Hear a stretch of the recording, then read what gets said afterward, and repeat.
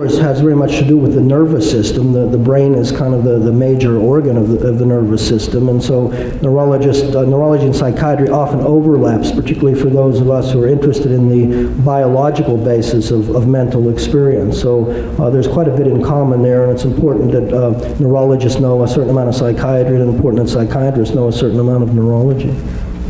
Your professional memberships, would you give us some idea of what they are? Oh gosh, I don't know that they mean very much, but I'm a member of the American Psychiatric Association, the American Medical Association, the American Academy of Psychiatry and the Law, the American College of Forensic Psychiatry. There's a list of them, but... What is forensic psychiatry? Well, forensic psychology. Yeah, well, there's forensic medicine, forensic psychiatry, forensic psychology. Forensic really refers to when a particular specialty interfaces with the law. A forensic pathologist, for example, might be someone who does pathology in terms of his medical practice, but might be called into a courtroom as an expert if there's a need for a pathologist to come into the courtroom.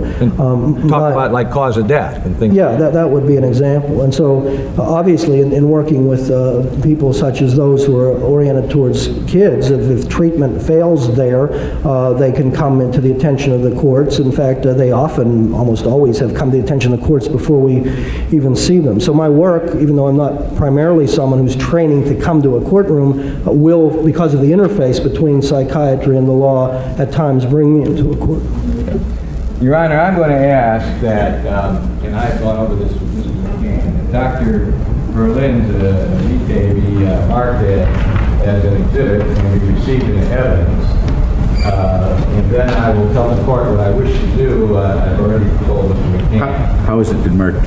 I'm sorry, defendant's exhibit 28. That's your detail, it's not I would move it's received in the evidence, Your Honor. Any objection? No. It's received. With that in mind, Your Honor, I might suggest that from pages 3 through 12, actually the top part of page 13, on the different publications that Dr. Berlin has written related to sexual disorders, those same pages contain his additional publications, also his professional presentations. And I would ask leave the court, I've had 14 of these printed so that I can let the jury look at them so that Dr. Berlin doesn't have to go down each and every one of these, but he can earmark the ones that he wants to bring to the jury's attention and for the attention of the record, so I may move him in as an expert. Do you have any objection to that, Your Honor? You can? No objection. We'll do the same with Dr. B's petition. As these are being passed out to the jury, Doctor, would you kind of look through yours? And what I'd like you to do is to, as you go through the pages, suggest to the jury where on that page is something that has something to do relative to the kinds of things that you feel are important for the inquiry that's being made in here, so you can bring it to their attention that you've been involved in that or a related area. Can you do that? Oh, wait till they get up. They haven't got it.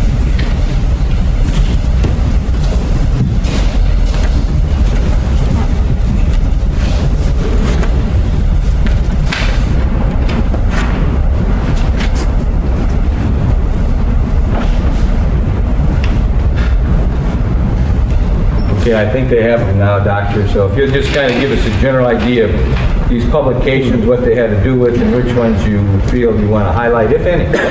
Well, again, I don't know. I didn't, we've talked before. I didn't really go through this part of things, but just looking through here, I mean, I think, for example, the second publication talks about the eroticized violent crime. That's obviously relevant to things that we're talking about here. Further down, you'll see it's just a commentary, actually, but it's on the topic of sexual addiction and compulsive sexual behaviors. I suppose that kind of thing is relevant. I would think if people look through and get some sense of the titles, it almost just stands out how that's related to the things we'll be talking about. So I don't have any particular sense of wanting to say, gee, you really got to look at that one. I think people can make their own judgments about that. I would ask you to look on page 5, the where it says Gaffney, Laurie, and Berlin, is there familial transmission of pedophilia, Journal of Nervous and Mental Diseases. You are familiar with and have written for that journal? Well, yes, this is an article that the three of us published in that journal, and we're really trying to, as I say, get things more on a scientific grounds here, and we're just trying to see pedophilia as a disorder. And you have medical disorders, you like to learn about them. You like to learn what factors might increase the risk of somebody having them. A lot of things tend to run in families, diabetes, for example, hypertension. And so the question was, is this the situation where people are finding children to be a stimulus for sexual excitement? Is there any evidence that that runs in families? And indeed, in that study, we demonstrated that there does seem to be a familial predisposition, whether that's kind of transferred through life experiences, whether it's transferred through biology is a basis for further research. But certainly, as a matter of fact, there did seem to be a biological predisposition, or well, predisposition, I guess is as good a word as any. The bottom of page 5, there is treatment of sexual offenders. Would you tell us what that is with anti-androgenic medication? Yeah, anti-androgenic medication. One of the problems with many sex offenders is the driven nature of their behavior. If I can kind of put this in layman's terms, you know, if somebody's hungering sexually for children, we don't know enough yet about the biology of why children are causing them to feel sexual arousal. If we can at least lower the intensity of that hunger, the hope is that that will enable the behavior to be more responsive to the dictates of their conscience and intellect, rather than being driven by lusts or passions or desires that are not only going to destroy their life in the long run, but can cause injury and harm to innocent other people. On page 6, I would like you just to refer to some of the professional presentations where you, as an invited participant, dealt with the kinds of things that you're going to be talking about here today.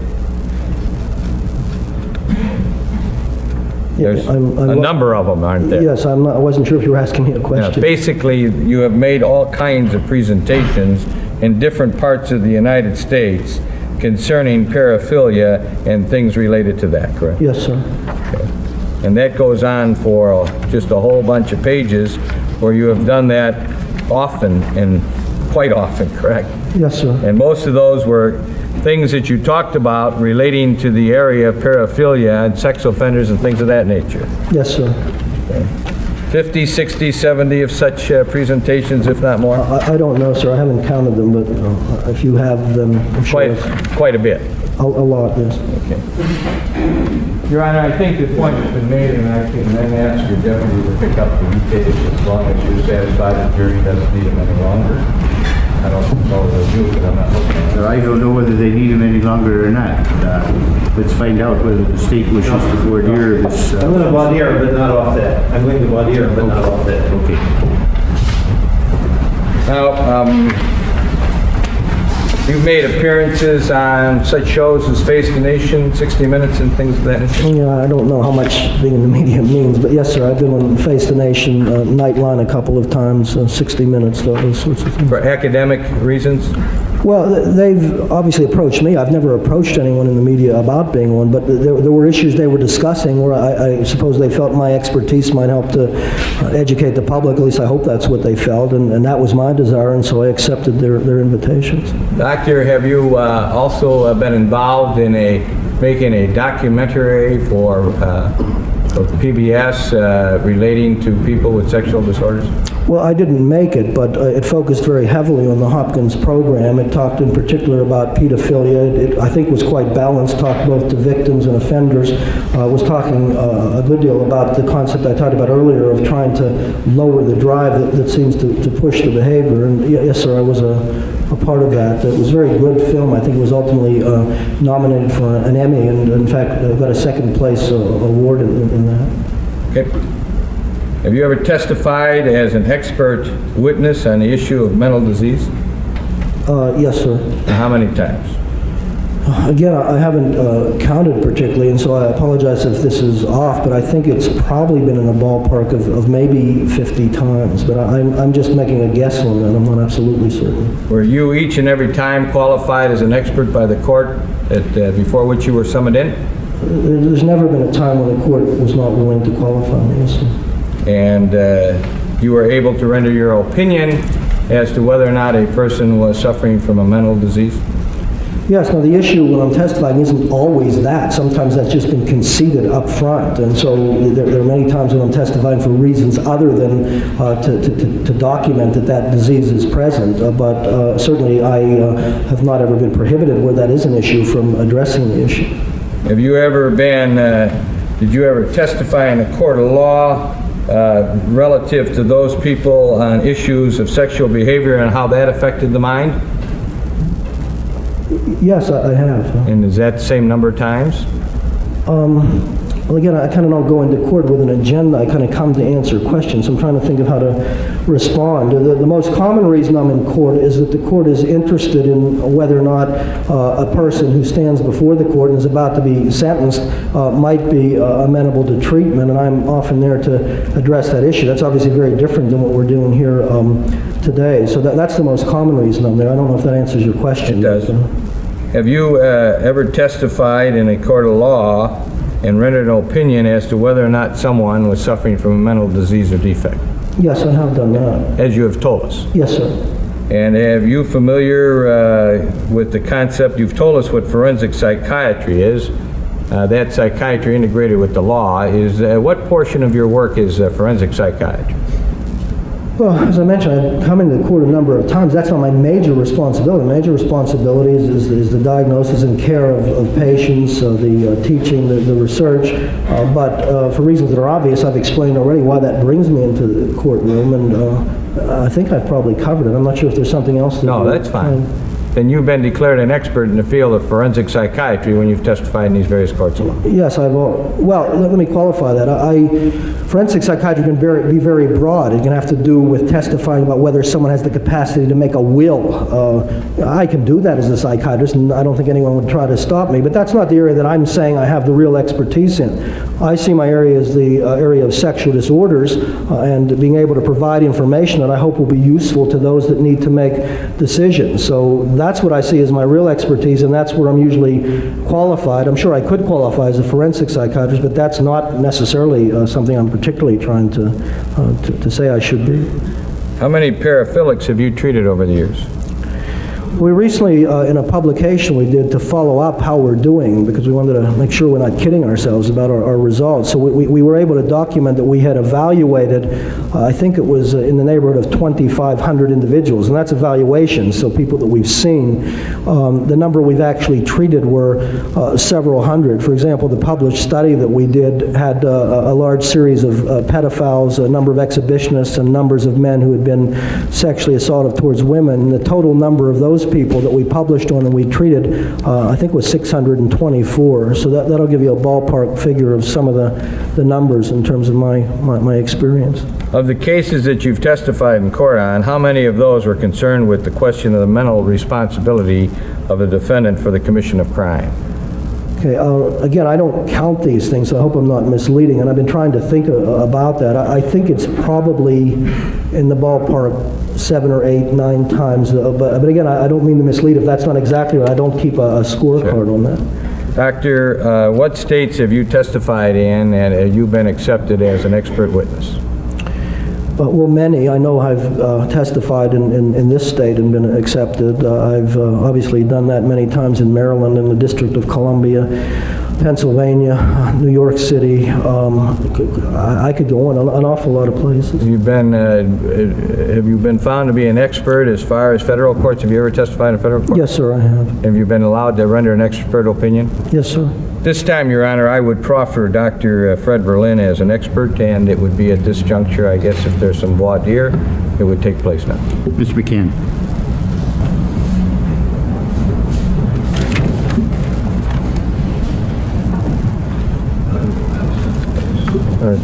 Doctor, in certain specialties, there's boards that certify expertise in that field. Is that correct? Yes, sir. And there is a board for certification of forensic psychiatry, is there not? Yes, sir. Are you certified, board certified in forensic psychiatry? No, I've never elected to do that. As I mentioned earlier, I'm not trying to be an expert in the spectrum of forensic psychology or psychiatry, wills and so on. So I could write that exam. I don't really have any intention to. The jury might not be interested in the motive, they might be, but the answer is that you are not. Yeah, I'm That's sorry. right. If I'm- yes, the answer is. The fact is you are not qualified as board certified in forensic psychiatry. Well, I might That's argue the about fact. qualified. The answer is no, I am not certified as a specialist in the field of forensic psychiatry. Right. Have you ever testified for the Baltimore City State's Attorney's Office on a responsibility question? Not on a responsibility question. And have you ever testified for the Baltimore County State's Attorney's Office on a responsibility question? Not on a responsibility question. All right. Have you ever testified for any state's attorney's office in all the counties in the state of Maryland? Well, I'm going to object to that. Wait, I'm going to object to that. That goes to the weight, not to the ability of the doctor to render. Because he didn't testify for a state's attorney. I object to the form of the question. This man has been testifying for almost an hour on his At qualifications. this point, we're voir diring him as to his qualifications. I think Mr. McCann has the right to do that. Well, I've never refused to testify for a state's attorney. I have testified in instances, for example, where people have been, where we violate people in our, we don't violate. If someone's in our treatment program as a condition of parole or probation and they don't cooperate, we notify the courts because we think it's irresponsible to let them out in the community.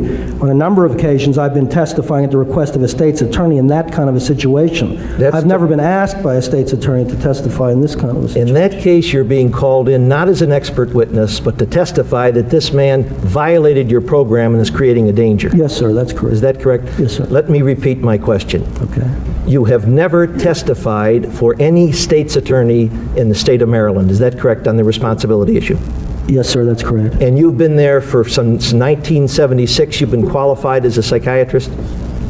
Well, I'm not sure what you mean by qualified as a psychiatrist. I've been in Baltimore since 1975, I think. All right. When did you receive your psychiatry, complete that fellowship? I think you mean my residency training, is that Yes. right, sir? I think it was 79. Again, I lose So the it's dates. been about 13 years since you completed your residency. Is that correct?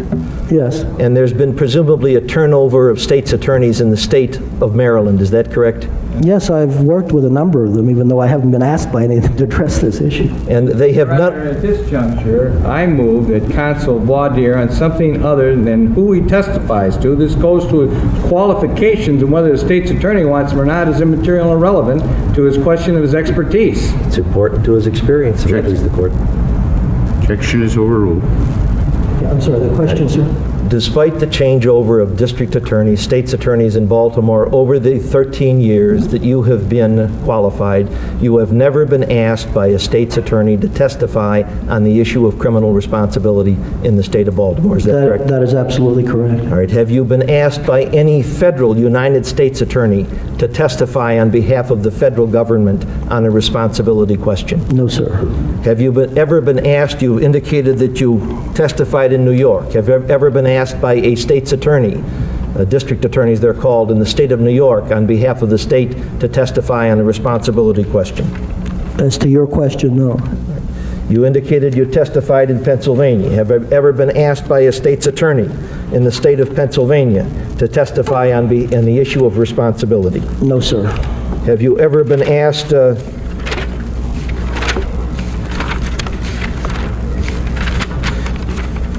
you indicated in the state of Wisconsin you've testified. Have you ever been asked by a district attorney in the state of Wisconsin to testify on the issue of responsibility? No, sir. Have you indicated you've worked in Connecticut. Have you ever been asked by a state's attorney or prosecutor in the state of Connecticut to testify on the issue of criminal responsibility? I didn't indicate I've worked in Connecticut, sir, but the answer to your question is I haven't been asked by a state's attorney in Connecticut to do that. Nowhere in the country has any state's attorney, that's any county attorney, there are in excess of some 3,000 of those, or any United States attorney, have you ever testified on the issue of responsibility as a witness for any government entity? Is that correct? Never have been asked and never have I done it. That's correct. And how many times have you testified on the issue of criminal responsibility? Well, again, as I said earlier, I was trying to remember because I don't keep track. I think it's 7, 8, or 9 times somewhere, not a lot of times. 7, 8, or 9 times. Yes. every time you have so testified, you have testified for the defense. Is that correct? I don't testify for the defense. I call it as I see it, but I've been asked to come in by a defense attorney in those instances. Did you ever tell a defense attorney you disagreed and felt the man should be held responsible, and that defense attorney nevertheless put you on the stand? I've told defense attorneys that I don't think the man qualifies for a consideration of not being responsible, and then they can't use me. There's no defense attorney where I've said, gee, I think you're wrong, he is criminally responsible, and then the defense attorney said, doctor, I want you to come in and tell people that. You have never then testified, 7, 8, or 9 times you have testified on the issue of criminal responsibility. Is that correct? Yeah, that's what I've said, yes. All right. And have any of those ever been in a murder case? I was trying to think, because there was a case in Connecticut, which was a murder case, but I think that the issue there was if the man had a psychiatric disorder, that would mitigate against the death sentence. So I don't think it was ever to this issue. That was State versus Ross, wasn't it? Yes, sir. And you very clearly did not testify in the issue of criminal responsibility during the trial of that case. You testified at the disposition level. That's correct. I did not tell the attorneys I was willing to come in and say that he wasn't criminally responsible. I was willing to say he had a psychiatric disorder, and the jury could decide how they wanted to weigh that in deciding whether or not he could be executed or should be executed. Right. Have you ever, let me repeat my question, have you ever testified in a murder case on the issue of criminal responsibility? I think I've answered it. The answer is no. No. This No. is the first case, this case with 15 murders, is the first case in your experience where you are testifying on the issue of criminal responsibility in a murder case. Is that correct? That's absolutely correct.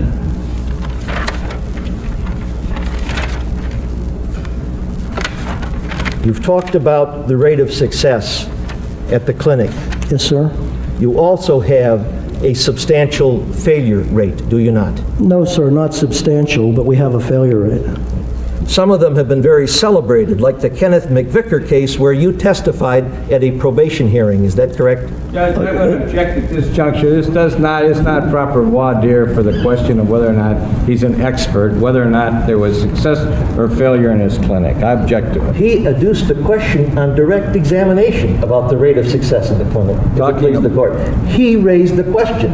Now he argues that we ought not explore it. Judge, I made my objection. When you rule on it without the colloquy. You have testified, however, on behalf of child molesters with respect to their release. Is that correct? Same objection. It's immaterial relevant of voir dire of expertise. He said he's testified in court a number of Objections times. overruled. I'm sorry, have I testified? You have testified in child molesting cases supporting a release program for child molesters. Is that correct? I have testified, I can think of one, maybe a couple of occasions, on people that have been treated in prison, whether or not I felt we'd been successful in their treatment, and that would have some impact on whether or not the person would be released. All right. And my question again, Doctor, you heard the question. You have testified in court, have you not, at disposition or probation type hearings supporting release of a child molester. Is that correct? And I object to this as absolutely immaterial and irrelevant on the question of his expertise, whether or not he's qualified to render an opinion in this case. Objections overruled. I have never gone in and said that someone should or shouldn't be released. I provided information at hearings where that was the issue. And has the information you provided generally been sympathetic to the offender? And I object to that as being immaterial and irrelevant on the question of this doctor's expertise. Yep. Whether it's been sympathetic toward. All right, who summoned you to testify, Doctor? Just a minute. I went to say something concerning this objection and the series of objections that we're getting right now, because I think I should explain to counsel the court's reasoning process. We had a very long examination of this witness as to his qualifications. And matter of fact, a note that I made to myself is that I had made a mistake in not addressing this issue prior to trial in terms of limiting counsel as to how we were going to qualify witnesses and the time. But because that was not done, The court did not see fit to inject itself into defense counsel qualifying this witness as he saw fit. I think that because the court allowed such a broad latitude at that time in terms of ordering this witness to his qualifications, the court is going to give the same broad opportunity to the state. For the record, which the court knows I must make, I have no objection to any one of these questions, but I don't think that they're appropriate on the voir dire. They may be appropriate on his cross-examination. And that's what my objection is to, is whether or not this doctor... I understand, Mr. Boyle, what your objection All right. is, and I was trying to address my Sure. reasons for ruling the way I am at And this if the time. court is then telling me I shan't object anymore, I won't, but I want to make it clear that I have an obligation to do so. Mr. Boyle, I never limit an attorney in terms of making his objections. If you want a continuing objection so you don't have to interrupt, you may have it. Well, I think I'll just jump in when I think I should, Judge. Okay. Thanks. In these disposition hearings relating on disposition for child molestation cases, have you been generally called by the defense to testify? Yes, sir. And have you generally testified in a sympathetic fashion for the defense? Well, I'm not sure what you mean sympathetic. I try very hard to be objective. I've never, for example, said someone should or shouldn't go to jail. I don't think a physician should get into that. I hope I've provided information that enabled a judge, or in some cases a jury, to be better able to make the decision they had to make. So I don't quite know what you mean by sympathetic, but that would be my answer. Right, but you have been called by the defense, is that correct? Yes, sir, that's correct. And isn't it generally true, Doctor, that the defense calls witnesses sympathetic to the defense issue? Well, it's true that the defense is much more likely to call a doctor who's involved in treatment, and that's likely to be helpful to them. The prosecution, who usually isn't very interested in treatment and is more interested in seeing someone incarcerated. In this type of a proceeding on responsibility, the issue is guilt or innocence, is it not? And responsibility or not responsibility, that's the issue. The issue isn't treatment here, is it? Well, it's not guilt. Excuse me, I'm going to object because the issue isn't guilt or I'll withdraw the motion. Doctor, you've talked about the reputation of Johns Hopkins, is that correct? Yes, sir. And that reputation is a good reputation, is it not? Yes, sir. And the clinic you had, the disorders clinic, sexual disorders clinic, has received a great deal of bad publicity, has it not? I think it's fair to say that we've been seen as quite controversial. And because of that bad publicity, there's even been some discussions about closing the clinic. Is that correct? Well, I think you're quoting a magazine article that has alluded to that. That same article also said what a terrible loss it would be to the community if that were to occur. All right. Has there been presumably discussion by the board of directors reported about whether the clinic should continue because of the bad publicity? May I object as this being immaterial and irrelevant? He raised the issue of reputation, if it pleased the court. I didn't. He talked about the reputation of Johns Hopkins. I didn't raise the issue. First of all, Mr. Boyle, yes, you may make the objection. The objection's overruled. Okay. I don't have any first-hand knowledge about the board of directors. The magazine article I presume you're alluding to, the reporter talked to some folks. There are clearly some people that are very strong supporters of the program. There are others who are detractors. All right. There was the board of the chairman of the hospital was asked some questions about issues that had been raised around the clinic and was somewhat reserved on whether the hospital would continue to support the clinic. Would that be an accurate description of his response? Well, I think you're talking about the chairman of the department who said that if the board and the head of the hospital... I'm not talking about He has Mr. the right to answer the question, Your Honor, and I object to counsel interrupting. Didn't say chairman of the department, and he knows it. Doctor, would you like to finish your answer? Yeah, perhaps what I should do is ask you who you're talking about and having to try to figure out who it is you're talking about. Maybe that's... Mr. McHugh is the chairman of the department, is that correct? Dr. McHugh is the All right, chairman. and who directs the hospital? The head of the hospital, the president, is Dr. Heisel. And who is the chairman of the board of directors? I think Dr. Heisel, if I'm not mistaken, also is the head of the board of directors. And he has expressed, when asked flatly about the future of the clinic, he's expressed some reservations, has he not? What Dr. McHugh said in that article is that if the... No, I'm not Dr. McHugh, Dr. Hessel. Well, I don't know firsthand what Dr. Heisel said. I've never spoken to him. The article suggested that there were concerns that if there were bad press about the clinic, that is difficult for an institution such as Hopkins. I might mention that we recently published an article about the way in which the media distorts the program in the American Journal of Psychiatry, trying to address these misperceptions on the part of the public. Right. That's an article that you published in response to an attack by a group named PACE. Is that correct? It listed a number of failures in the department. Well, there was a television program at a time when, I hate to even associate his name with this, but Richard Berenson was the chairman, president of American University, and was in our hospital. And a Washington, D.C. television station ran what they claimed were a list of 9 failures in treatment.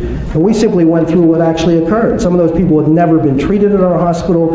Some of those people we tried to get into treatment, they refused to come into treatment. We showed there was substantial misinformation. One case, we had desperately warned that this was a guy about to get into trouble. We'd contacted Adult Protective Services. We said, this is a guy that if someone doesn't intercede, we're concerned what's going to happen. Unfortunately, people didn't rise to the occasion. We pointed out in this article how taking 9 cases out of context made no sense, and compared it to the large survey we did, where indeed we demonstrated that less than 5% of people that had been compliant with treatment who were pedophiles had recidivated. And that's compliance, because some take the treatment and leave, and then they violate. Well, and we published what happens when they're non-compliant and made the point that it's a shame when we notify the probation officer non-compliant that sometimes they're left on the street. Presumably, if people would have listened, those people who offended could have been stopped. And these are persons that passed through the clinic, then left the clinic, became non-compliant, and violated, child molested, something of that order. Well, they may not even have left. We may have thrown them out and notified the courts that they were non-compliant. Sometimes they still weren't violated and then committed an offense, and we expressed some concern about that. You say you've,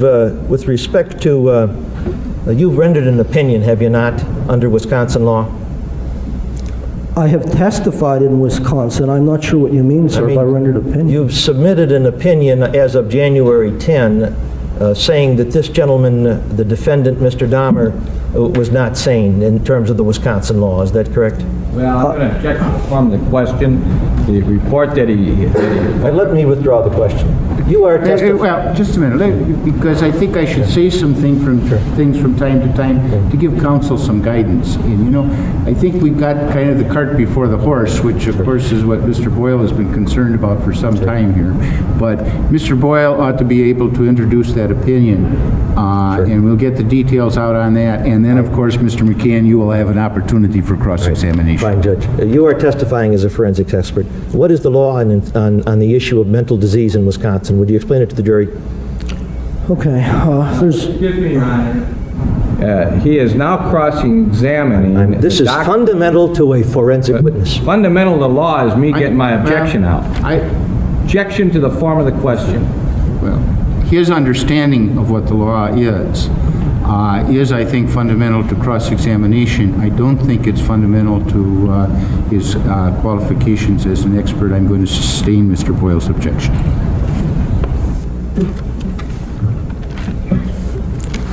That's all. Sir, can I have a glass of water? Sure. That's the one.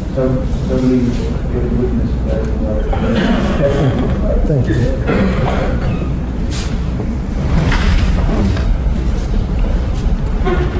You want the water before we talk? That's okay. You were, well, why not I wait? He's bringing it.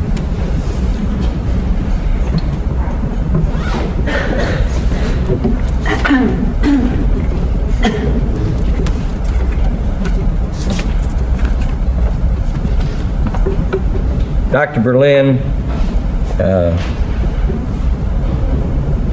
based upon my retention of your services, did you have occasion to examine Mr. Dahmer? Yes, sir. And the Mr. Dahmer you're referring to is the gentleman between my 2 associates with the dark blue suit on? Yes, sir, that's correct. And where and when did you first examine Mr. Dahmer, and for what period of time? I first examined him on November the 12th of 1991, last year. I believe at that time it was in this very building that he was being detained. I saw him for a number of hours in the morning, took a break, came back and saw him a number of hours in the afternoon. Well, I did lots of other things, but if that's how much you want me to answer at this point, that's the answer. And for what purpose did you examine Mr. Dahmer? I examined him for the purpose, at your request, of making a determination as to whether or not I felt he was criminally responsible. And what is your understanding of the factors that are relevant to your making that preliminary finding relevant to your continuing on in this case? There are really three factors as I understand it. First of all, it would be necessary to demonstrate that he suffers from a mental disease, so that would be one factor. There's then two other things that need to be considered, and these have been sort of given labels, talked about as either a cognitive prong of the defense or a volitional prong of the defense. To start with the cognitive prong, first of all, it would have to be as a result of the mental disorder that something happens, and so the mental disorder would need to cause him to lack substantial capacity to appreciate the wrongfulness of his conduct. Okay, so that's the cognitive prong. He has a mental disease, and as a result of that mental disease, he therefore lacks substantial capacity to appreciate wrongfulness. That's prong one. The volitional component, again, it would be necessary he has a mental disease, and again, as a result of the mental disease would have to cause him to lack substantial capacity to conform his conduct to the requirements of the law. Now, you call one cognitive, that goes to the appreciation of the wrongfulness, and you call the other volitional, that goes to conforming. What is the distinction between those two concepts, cognitive and volitional? Yeah, the jargon can be confusing, but basically the one has to do with whether he appreciates that it's wrong, cognitive, in terms of knowledge and appreciating right versus wrong. Has that been in some way impaired as a result of an illness that he may have? So that's what we mean by cognitive. Volitional, in the volitional situation, he could know it's wrong. He does appreciate that it's wrong, but because of this disorder, is not able to conform his behavior. Perhaps something's pushing at him, whatever, and so that would be the volitional side of it. From a psychiatric perspective, what's the key determinant of criminal responsibility? The key determinant of criminal responsibility is an individual's mental state. In other words, I approach it in the following fashion. I'm looking at the individual's behavior, I'm looking at the consequences of behavior, and I'm looking at mental state. Now, knowing the behavior and knowing the consequences isn't enough. For example, I can tell you one person just shot and killed another person, and we know the behavior and we know the consequences, but if I now tell you that the person that did the shooting was 5 years old, because of the mental age, the mental state of that individual, it takes on a very different complexion. If I again talk about the same shooting and tell you that the person that did the shooting, someone just slipped LSD into his coffee, and so he wasn't in his right mind. Again, the behavior is the same, the consequences are the same, but because there's an impairment in his state of mind, that needs to be addressed. Again, there are mental illnesses, schizophrenia, a variety of other ones that impair mental state, and just looking at behavior and consequences isn't satisfactory. There's tremendous misunderstanding about that, and I think most of the public figures, Hinckley shot the president, I know the behavior, I know the consequences, the rest of it doesn't mean anything. It does mean something. That's the fundamental issue. Is there some impairment in the mental state of this individual? Is his mind broken, to speak metaphorically? And if it is, then we have to look at it in a somewhat different fashion. Your medical judgment, psychiatric judgment, does Mr. Dahmer suffer from a mental disease or mental disorder that causes him to lack substantial capacity to either appreciate the wrongfulness of his conduct or to conform his conduct to requirements of law, or both? Object to the form of that question. You said disease or disorder. I'll rephrase the question. In your medical or psychiatric judgment, does Mr. Dahmer suffer from a mental disease that causes him to lack substantial capacity to conform his conduct to the requirements of law? Well, object to this. There's just simply no foundation, unless counsel intends to lay no foundation. It doesn't have to go through everything, but I think there's got to be some foundation. He says he saw him one day for several hours. Judge, why does he make his objection? I'll object to the Objection's overruled. You may answer the The question. answer to the question is yes. The question is, in your psychiatric judgment, does Mr. Dahmer suffer from a mental disease that causes him to lack substantial capacity to conform his conduct to requirements of law? The answer to your question is yes. Doctor, is that opinion that you have just given us, which will be talked about for some more time, obviously, is that to a reasonable degree of professional psychiatric certainty? Yes, sir. Now, the same question, in your medical judgment, does Mr. Dahmer suffer from a mental disease that causes him to lack substantial capacity to appreciate the wrongfulness of his conduct? No, sir. For what purpose of your conclusion do you define the concept of lack of substantial capacity? You're asking me to indicate how, in my approaching the case, I understand that concept? Is that the question? Yes. Yeah, that's important because that's really a legal concept rather than a medical one. But I suppose if I'd approach it this way, that if I were to kind of be drawing out a scale for you, I suppose at the bottom of the scale I could say somebody's got a little capacity to do something. I think if I kind of moved up the scale, I could say they have some capacity to control or conform the behavior. And then if I kind of moved up to the top part of the scale, I could say, well, at this point, they have a lot or substantial capacity to control their behavior. Now, the statute, as I understand it, doesn't say that necessarily they can't have a little bit. It doesn't even say they can't have some. It says they have to be lacking this substantial amount. That's how I approached it in understanding. In other words, would Mr. Dahmer, to be specific in this case, still do what he's doing if someone had a gun to his head and was going to pull the trigger if he did it? Well, there you'd have to have absolutely no capacity whatsoever. That's not what the statute says. I tried to recognize we're talking about a dimension and that you have to reach a certain level, and that we're talking about lacking what's up here, lacking substantial, not lacking some, not lacking completely.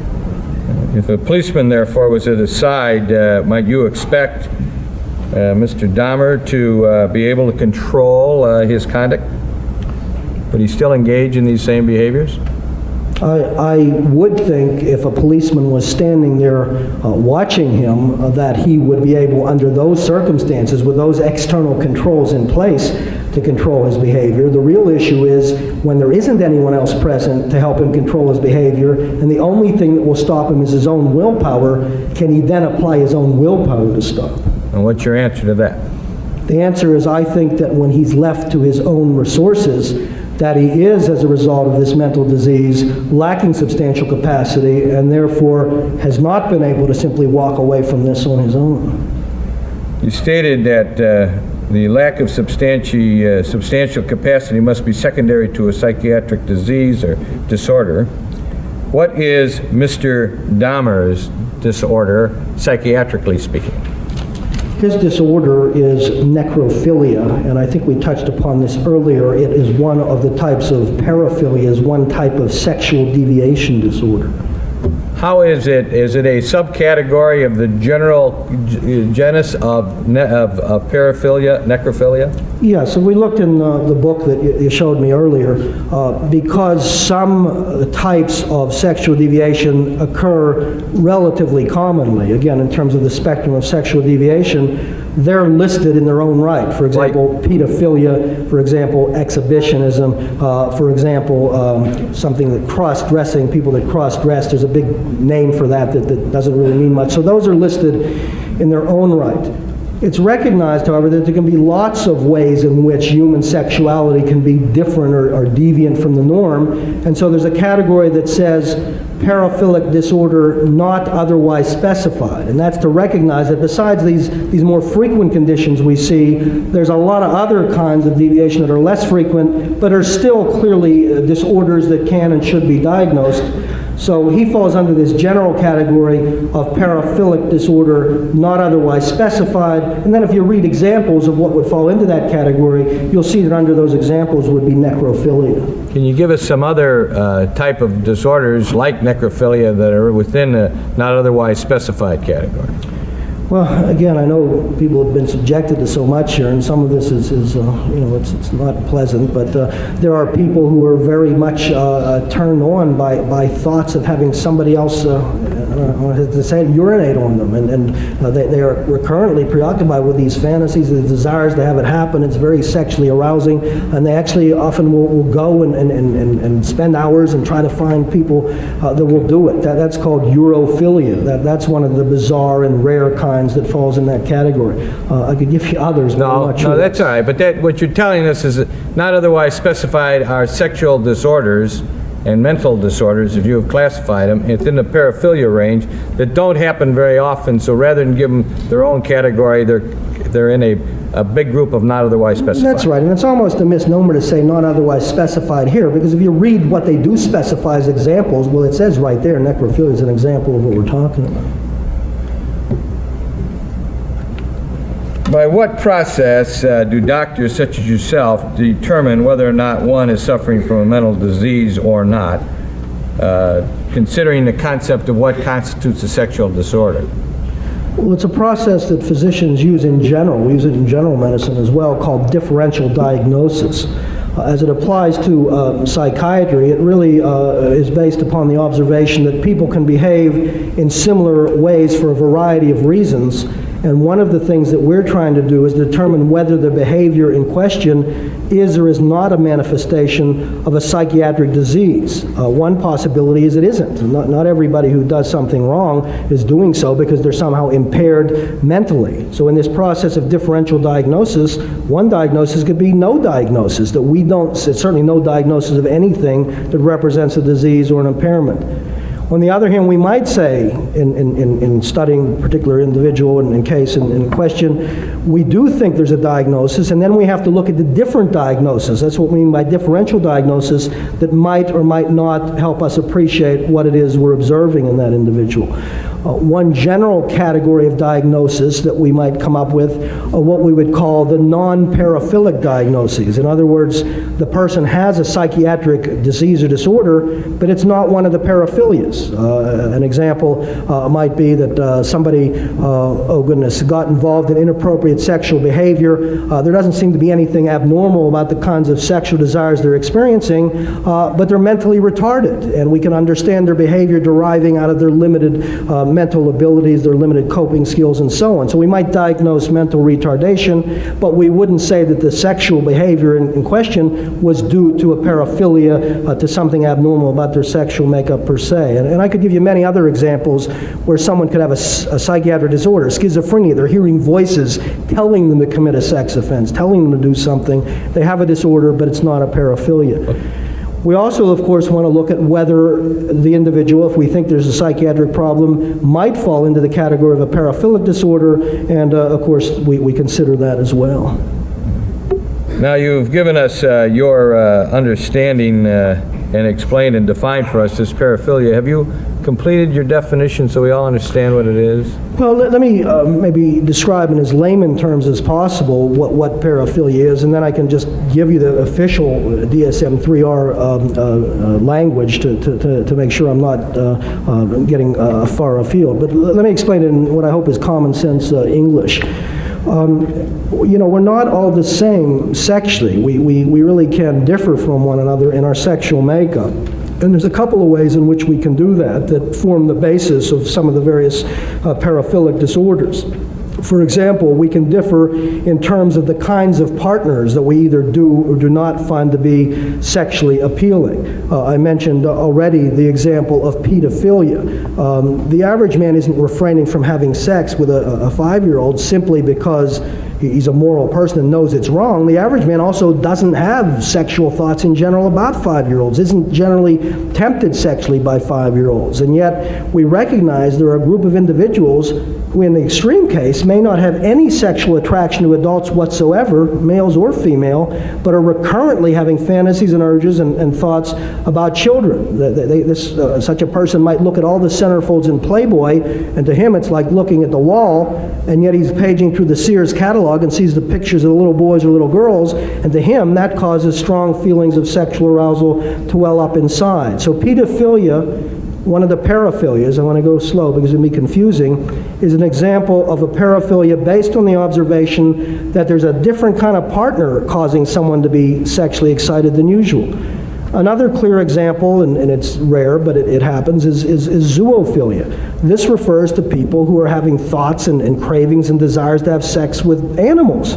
And the average person is disgusted at the thought of sex with animals, and yet we have found through studying the spectrum of human behavior that there are some people for whom animals act as a powerful stimulus in terms of getting them sexually excited. So these are just a couple examples of how we can define some paraphilias based on the kinds of partners that a person finds to be sexually appealing. We can also define some of the paraphilias based on terms of the kinds of behaviors that are erotically arousing. For example, cross-dressing would be an easy example. If you told the average man that he's got to go around walking with the clothes of a woman on, he'd feel foolish, he'd feel silly, he'd feel embarrassed. He's certainly not very likely to think that this is a real big turn-on for him sexually. And yet, clinicians, people who have studied the field, have observed that there are a group of people who are so aroused by the thought of dressing up in clothing of the opposite gender. They're having recurrent fantasies and urges and preoccupations about doing it. In the extreme case, it can become the overwhelming obsession and compulsion in their lives. And so there's an example. It's called transvestitic fetishism. I hate the jargon, but it simply refers to the fact that some people are very different from the rest of us based on the kind of behavior that's erotically arousing. The average man is certainly capable of putting on women's clothing, but it's preposterous to argue that the average man is having to recurrently fight off the urge to do it in order to keep his behavior under control. So that's the concept. In terms of what does it say if you read DSM-3R about what all the paraphilias share in common, it would talk about the fact that such an individual experiences recurrent, intense, sexually arousing fantasies and urges, and then it would say about something, in pedophilia, about children, in necrophilia, themes centering around dead bodies, and so on. I think going into the next realm of this,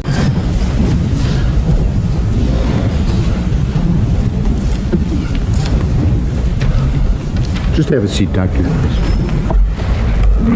You continue under oath, you understand? Yes, sir. Okay. two Ms. things, Moore. Doctor. Would you just, a little bit away from the microphone, just a little bit. And the other thing is, the court reporter asked me to ask you to slow down just a little bit. I'll try. And she'll signal me if you're going too fast, and I'll tell you to slow down. Okay, I apologize if I'm speaking too quickly. When we left at the noon hour, I asked you to give us an explanation of the concept of paraphilia, and you completed that answer by talking about partners and things being part of the arousal. Yes, sir. What are the essential elements of any paraphilic disorder according to the DSM-3R? Well, again, I think I may have answered it, but I can repeat it. I think I made the point that it talked about intense, recurrent, erotically or sexually arousing fantasies and urges, and then I said you would specify about what, in pedophilia about children, and necrophilia about scenarios involving dead bodies, and so on. Now, what is the central theme of Mr. Dahmer's paraphilic disorder? Well, I mentioned that the name that I'm giving it is necrophilia. The central theme that seems to exist in terms of his particular situation is that he has fantasies and urges about having initial sexual contact with someone while they're alive. He then fantasizes and imagines continuing on in a sexualized and intimate relationship in a transition state that's sort of between life and death. At times he's called it a zombie-like state and has referred to other things. And then continues to fantasize about, and tragically has enacted fantasies, where he continues then to relate to the body of the person after death, caressing them, kissing them, having sexual involvements, even continuing with parts of the anatomy in the body, and even, as I think people probably know, consuming the body with a sense of somehow in his disturbed thinking this will sustain and continue on the relationship even beyond death.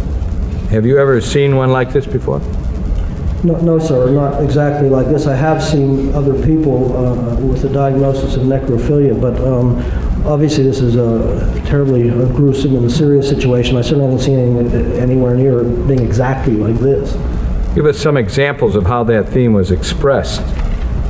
Well, again, I think much of that is is out already. It was expressed at times in a partial fashion. For example, there were times when he would go to bathhouses and would put drugs into the drinks of people and have them in this kind of sleep-like state where it didn't go any further, so it was a partial expression. It was expressed in a more complete form, tragically, where he actually would be continuing to be intimate with the bodies of people whose lives he had taken.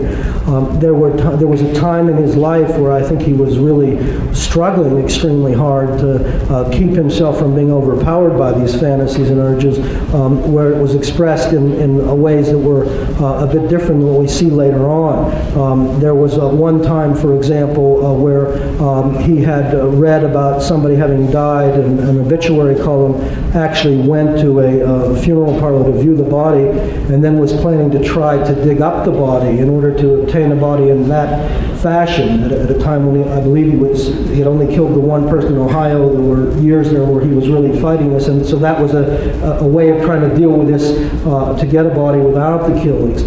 There was another time in that same vein where he actually took a mannequin from a store, took it to his grandmother's house, and was relating in a sexual and intimate way with the mannequin, again during this time when he seemed to be struggling to keep the thing from progressing further. I can give you others, but those are some examples of how the theme is expressed. Perhaps one more, because I did emphasize the transition state between life and death, and then again, I know there are families, and I apologize for having to get into this, but there were some folks, as you know, who he had sex with while they were alive, had gotten them into this sleep state, and then actually drilled holes in their head in order to try to sustain that transition period between life and death. That was another awful expression of the kinds of sick fantasies and urges that I believe afflict this particular individual.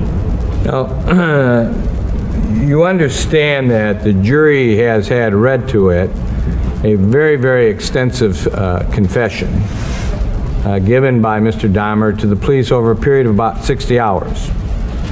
And you likewise have met with him and have taken statements from him, correct? That's correct. And other material has also been furnished to you in preparation for your work on this case, correct? Yeah, yes, sir, that's correct. Okay.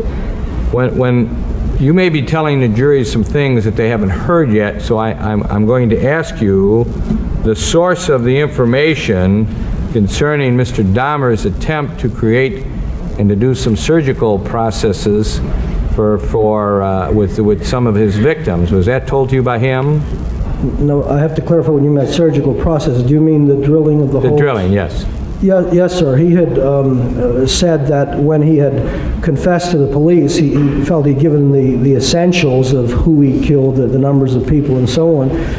And he said, however, that he was embarrassed about this part. I know that can sound incredible with all the other things he's done, but nonetheless, he admitted that when he talked to the police, and I did look at the confession, that he had initially told them that the holes were made after death, and that was a way in which he, and again, I feel bad saying this, but removing the brains to get at the skulls, he admitted to me, no, it wasn't after death, it was before death, and talked about this zombie-like state between life and death that I just told you about. But it was after drugging them?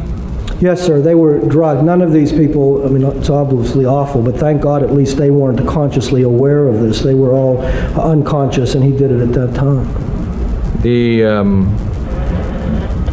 We'll go back to some of the other things he told you, but I want to ask you his pattern of going around looking for victims. Is there a word that's described for that? You know what I'm saying? Yeah, there's several words, cruising, even in animals they've used a word like stalking to talk about what happens when a drive begins to be active. If you've ever seen a picture of an animal that's well fed and so on, he's just lying there quietly. When the animal becomes hungry, he then kind of gets into a predatory state. He starts looking around. He's trying to obtain prey. If there's a distraction, he has to move on somewhere else. If he is in a situation where he can't get it to prey, it just continues maybe for hours until finally he's able to satisfy that drive. A similar phenomenon has been described in human beings who have paraphilic disorders. Again, what I think is a driven behavior, driven by the sex drive, where, for example, I'll give a couple of examples that I hope will make it clear. If it's not, please ask me more. But we see examples of voyeurs, for example. The Voyeurs, now explain what voyeurs the are. so-called peeping Tom. Again, anybody, in fact, lots of guys, if they passed a window and there happened to be an attractive woman, would probably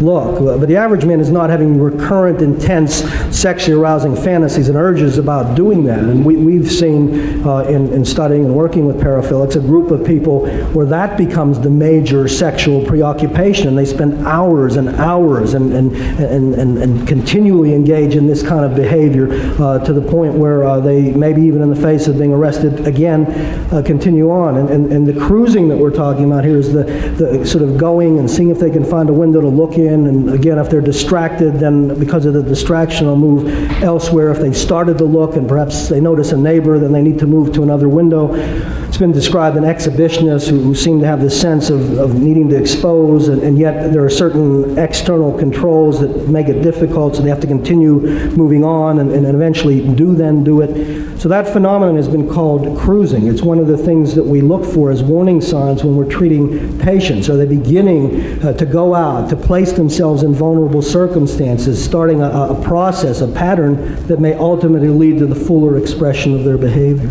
Well, what about, you were talking about pedophiles, men who have these intense feelings for children? Well, again, the same thing. We're looking, again, in treating that. Are they starting to kind of go out to areas, let's say, like schoolyards? Perhaps they're rationalizing and telling themselves, well, I'm just walking by, I'm not really going to do anything. But then the next step is they get a bit closer. Perhaps they get nervous because a policeman walks by, they leave there, but then they start going down to the local playground. Those are all aspects, again, of what we call cruising, the preliminary behavior that you tend to see here, and certainly if you're treating people, things that you want to be looking for to try to figure out how to keep them from getting into that pattern that's likely to lead to even more escalated and dangerous activities. How do you connect what Mr. Dahmer was doing, the nexus between what you've just described and Mr. Dahmer on this concept of cruising?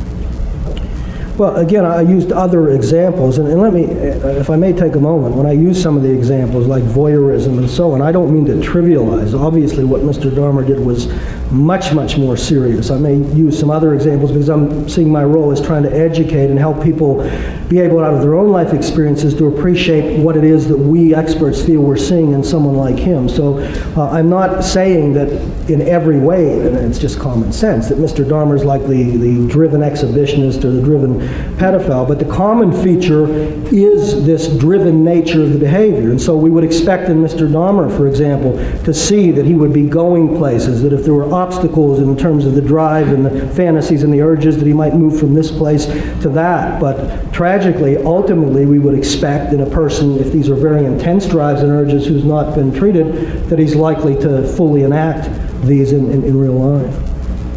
The behaviors that you're talking about relative to Mr. Dahmer, as you have expressed them to be a mental disease, mental illness, is just, could he be considered just a man misbehaving? Do you understand my question? Yeah, I mean, we look at that. I mentioned earlier, we don't want to say that everybody that does something wrong has an illness. That would be a terrible thing to start excusing misbehavior by calling it illness. So we look very carefully at this, but the situation here, and I think it's probably obvious. I don't think the normal man could even force himself to walk around thinking about having sexual contacts with dead bodies, with parts of dead bodies, could even begin to get himself into a aroused state, having those things on his mind. And yet here's a man who is preoccupied with these thoughts to the point where they become the entire way of life for him.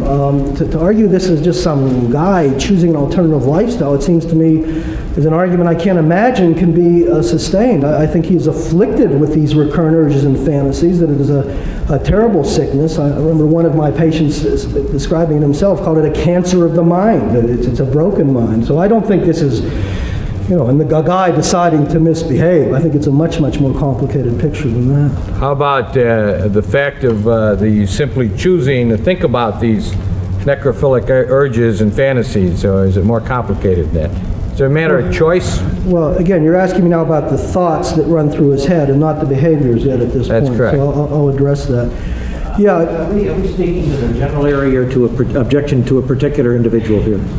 I think I said Mr. Dahmer. Mr. Dahmer simply choosing to think about these necrophilic urges and fantasies, or is it more complicated? well, it's more complicated if I can. I'll wait to see, because I'm saying I'm not supposed to say. But what I was going to do to try to explain Mr. Dahmer's situation is to relate it to some research, some studies, some things that have come out of my experience in this area. And I better wait and make sure, I suppose. Go ahead, you can. Is that okay? Sure. Okay. Okay, the idea that we can just always choose what is going to be on our mind, it isn't that simple. For example, in the face of strong feelings, affective experiences. What do you mean often- by affected? Affect, feelings, emotions, sexual arousal would be an example, to try to keep it specific here. Sometimes people find that it's difficult to extrude, to put out of their mind certain thoughts. For example, in depression, we see people who begin to ruminate about bad things happening to themselves. They begin to think their body's falling apart. They begin to think that they're going to be headed for financial ruin. They have all sorts of depressing thoughts, and try as they may, they just can't get them out of their mind. It's not that you can just give them a little kick in the behind and they can stop doing it. These severely depressed people, and we, in the course of my work, of course, see them, just complain that in the midst of the depression, they can't stop thinking about these depressing ideas. Another example to the point, and again, I'll stick to biological drives. There were studies to address this issue done, I think it was during the Second World War. They took conscientious objectors, people who for religious reasons didn't want to fight but wanted to help the country in other ways. And they did some experiments, and we can debate whether they should have or not, but they did, where these people agreed to be starved, and they looked at the physical effects of starvation and the mental effects.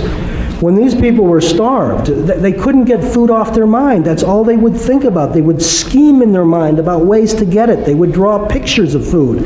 And then when they eventually fed them and relieved the hunger that was driving these fantasies, their mind was freed up for other things.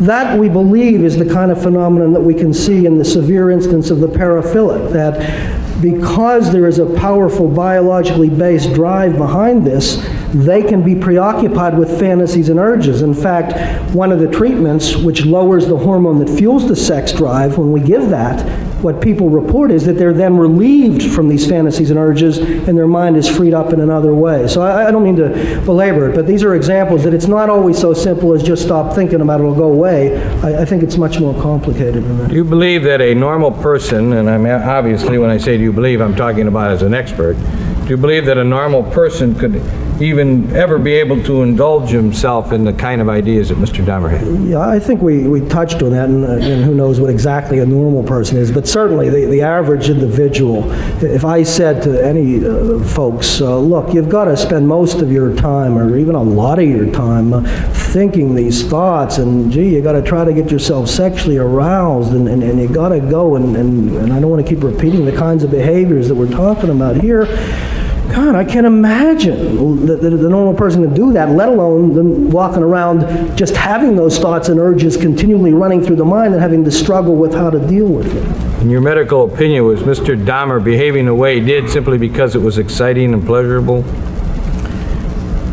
Well, it is exciting. The feelings he feels are exciting and pleasurable. And one way to interpret it, somebody could say, well, you know, if he does it because it's exciting and pleasurable, that just means he's bad. That would be one interpretation. But the other observation is that when something is exciting and pleasurable, it can be difficult to stop doing it. I mean, that's the difficulty here, is that he is behaving in ways that are exciting and pleasurable, very, very exciting. It's occurring in relationship to a powerful drive. So absolutely it's exciting and pleasurable, but it's difficult for him for that reason to stop. If I can give an example, I've often tried to think, what would it be like to have a craving and to sort of have thoughts of having to do something? And I think one thing many of us can relate to, and again, I'm just trying to help us understand it. I'm not saying this is it, but if any of us have ever had to void very badly, that tends to be all we start to think about. And if we're in public and it's going to be embarrassing, we can kind of defer it a bit, and we try to find a place to do it where nobody's looking.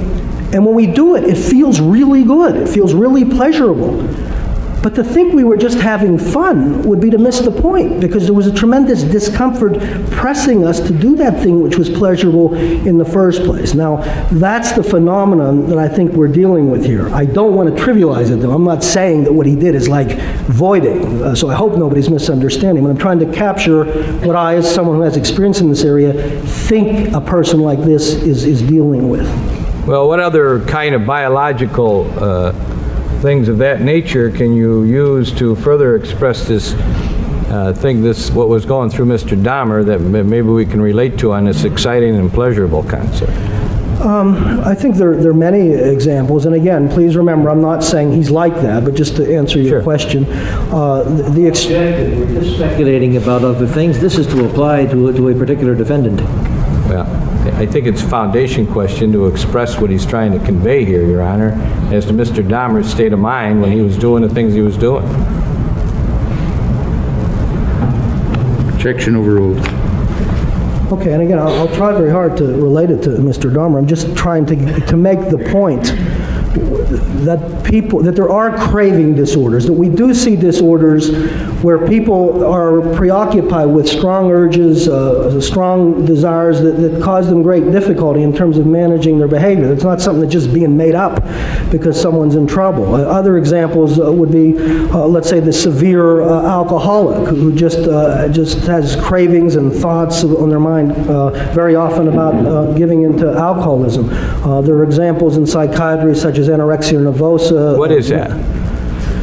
Okay, that would be another example of a disorder that I as a psychiatrist would see, which on the surface, because I've been asked to make it, apply it to Mr. Dahmer, if someone knew nothing about this condition, anorexia nervosa and bulimia, and you were just watching a person, it might look as though they're simply choosing to do things that they could completely control. So let me explain the condition and how that relates. Anorexia nervosa is a condition that usually affects females, and they can have this intense sense of needing to remain thin, even though they may look like somebody out of a concentration camp. And the kind of things you would see in these women who have this intense desire to stay thin, if you looked at them, would look very sneaky and even dangerous. Remember, they can die from the condition, but if you don't watch them, in treatment you have to watch them.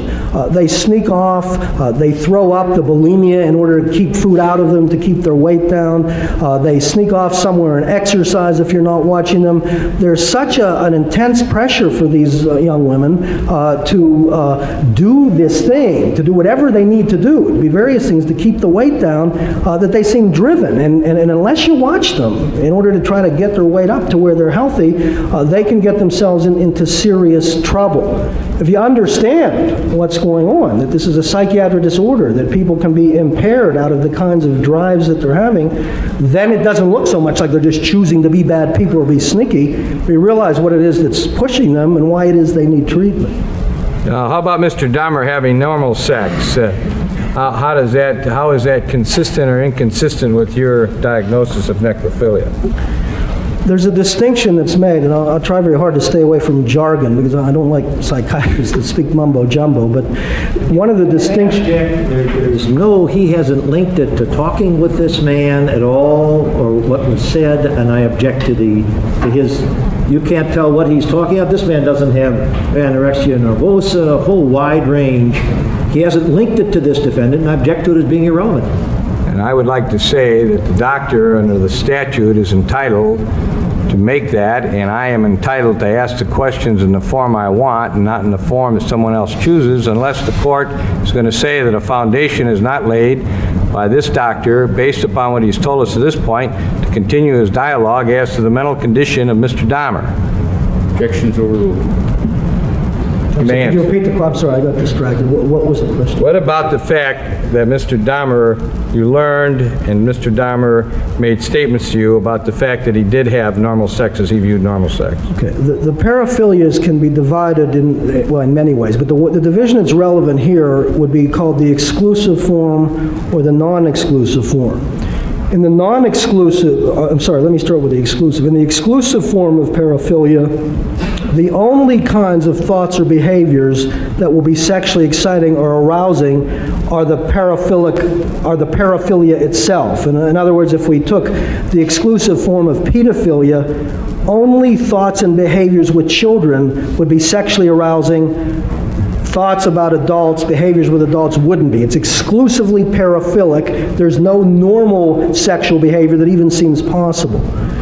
In the non-exclusive form, the individual can experience some degree of normal sexual feelings, but in addition to that, they experience strong, recurrent, erotically arousing fantasies and urges of a deviant nature. The fact that you're capable of having normal sex doesn't erase the fact that you're still afflicted with these abnormal cravings, and that giving into the temptations of the abnormal cravings may cause all sorts of troubles. There is evidence that Mr. Dahmer probably had some, quotes, normal sex, and so he's capable of it, but to think that that erases all the rest of this, and that therefore the rest of it isn't relevant, would be very much of a mistake. Do all psychiatrists agree that necrophilia is a psychiatric illness? Well, let me address that. I don't know if all psychiatrists agree about anything, but let me talk about psychiatric illness, perhaps, and define it, and then at least we'll know what I mean by it, and we can talk about where people would or wouldn't agree. Is that a reasonable way to respond to your question? Please. Okay. One of the things that perhaps isn't readily appreciated is that whenever we talk about whether or not something is an illness, we really have to apply a certain value decision to that. And to make it clear, let me explain. Let's start with physical medicine, and I'll come directly to this. But if somebody came from Mars, for example, and I wanted to talk about different kinds of physical phenomenon, I could talk about two things. I could talk about, for example, cancer, and I could talk about respiration, breathing. Those are two different biological processes. And they could just be studied in their own right, and we wouldn't have to make a value judgment about it. We don't like cancer, though. It causes suffering. It impairs function. And so we add a label to that particular process. We call it a disease. It causes a state of disease. We don't like it. We want to eliminate it. We want to understand it and intervene and do something about it. And so that kind of process we say is a disease. You can even change their mind. Again, if I came from the planet Mars and was just looking at the spectrum of human sexuality, I could say there are certain human beings for whom thoughts and behaviors with members of the opposite gender are erotically arousing. That's heterosexuality. There are men, stick to men, who are attracted sexually to women. Okay, that's one kind of observation I would make about human sexuality. I could then make another observation, having put no value on it, that there are some human beings who aren't attracted sexually to members of the same gender. They are sexually aroused in response to thoughts or behaviors of the same gender. And I could say, well, I want to label for that kind of sexuality, and I'd say that's homosexuality. It doesn't mean one's better or worse than the other. It means they're two different kinds of sexuality. Now, at one time, doctors put a value judgment on and said, we don't like homosexuality. We think it keeps you from having a heterosexual lifestyle. We think it's bad. They called it a disease. Ideas changed over time. Values changed. Everyone hasn't changed their mind, but the psychiatric profession said, our values are changed. We won't call it a disease. Now, there's still two very different things. It's still very different to this man from Mars that some people are attracted to members of the same gender and some the other gender. There's still very different phenomenon, but now we said one isn't a disease. Now, to come specifically to Mr. Dahmer, here's another very different aspect of human sexuality. Here's a man that's walking around having intense, recurrent, erotically arousing fantasies and urges where the theme is about having sex in the way that we have already described. That's very different than anything I've described yet. That's yet another aspect of human sexuality. Now we have to make the value judgment. Is this something that we as doctors want to call a disease? Would psychiatrists say this is a disease? Well, if this isn't mental illness from my point of view, I don't know what is. And so I'm very comfortable talking about this as something that causes great suffering, that has great impairment, that if something's going to be called mental illness, this should be called mental illness. And I certainly don't have any difficulty in making that argument. Are there going to be doctors who are going to say this isn't mental illness? Maybe, but I think that's a pretty difficult point of view to try to defend. You consider whether or not, did you consider when you were talking about these differential diagnoses, whether or not Mr. Dahmer is just generally antisocial in his behavior? Defining for us what antisocial is. Yeah, again, I've raised this in other ways before. We're not just looking to get people off the hook. There are people that do bad things, and it's not because there's some kind of mental impairment. There's nothing, again, metaphorically speaking, that suggests their mind is broken or in some fashion. So we looked at that issue very closely, and that's, again, part of our diagnostic process. When we evaluate anyone, including Mr. Dahmer, to keep it specific, we evaluate issue A. What are they like in terms of the sexual phenomenon they're experiencing and in terms of their ability to cope with those sexual experiences? That's one issue. From issue B, what are they like in terms of their character, their temperament, their personality, and so on? It's very important to make that distinction because to the average person, the distinction might not seem to be there. In other words, if I said to you, here's a man, and I'll get specific to him, but just as an example, here's a man who's had sexual involvements repeatedly with 8-year-old boys, you might assume he's characterologically flawed. That may or may not be so. When we diagnose a sexual deviation disorder like pedophilia, we talk about the orientation that the person has sexually. We don't know if they're kind or cruel, caring or not caring, and so on. That has to be evaluated independently. So if we put aside for the moment, and obviously it's just for the moment, it's very important, the fact that Mr. Dahmer has these kinds of sexual experiences and acted on them, and look at all other aspects of his life and ask, is this a guy who seems to be generally criminally motivated? Is this a guy that would be a big-time troublemaker for the community? Try to get at this other issue of what's the rest of his personality and temperament like. You know, we see he drinks and there's been some disorderly conduct. He one time made a gesture to a police officer and so on. But there's no evidence if we get away from this general area we've been talking about, then in other ways he would be some big problem for the community. So we looked at that. We tried to decide, is that a major factor in what we're seeing? And we decided, no, there's some things there, but the real issue seems to be what I've been talking about.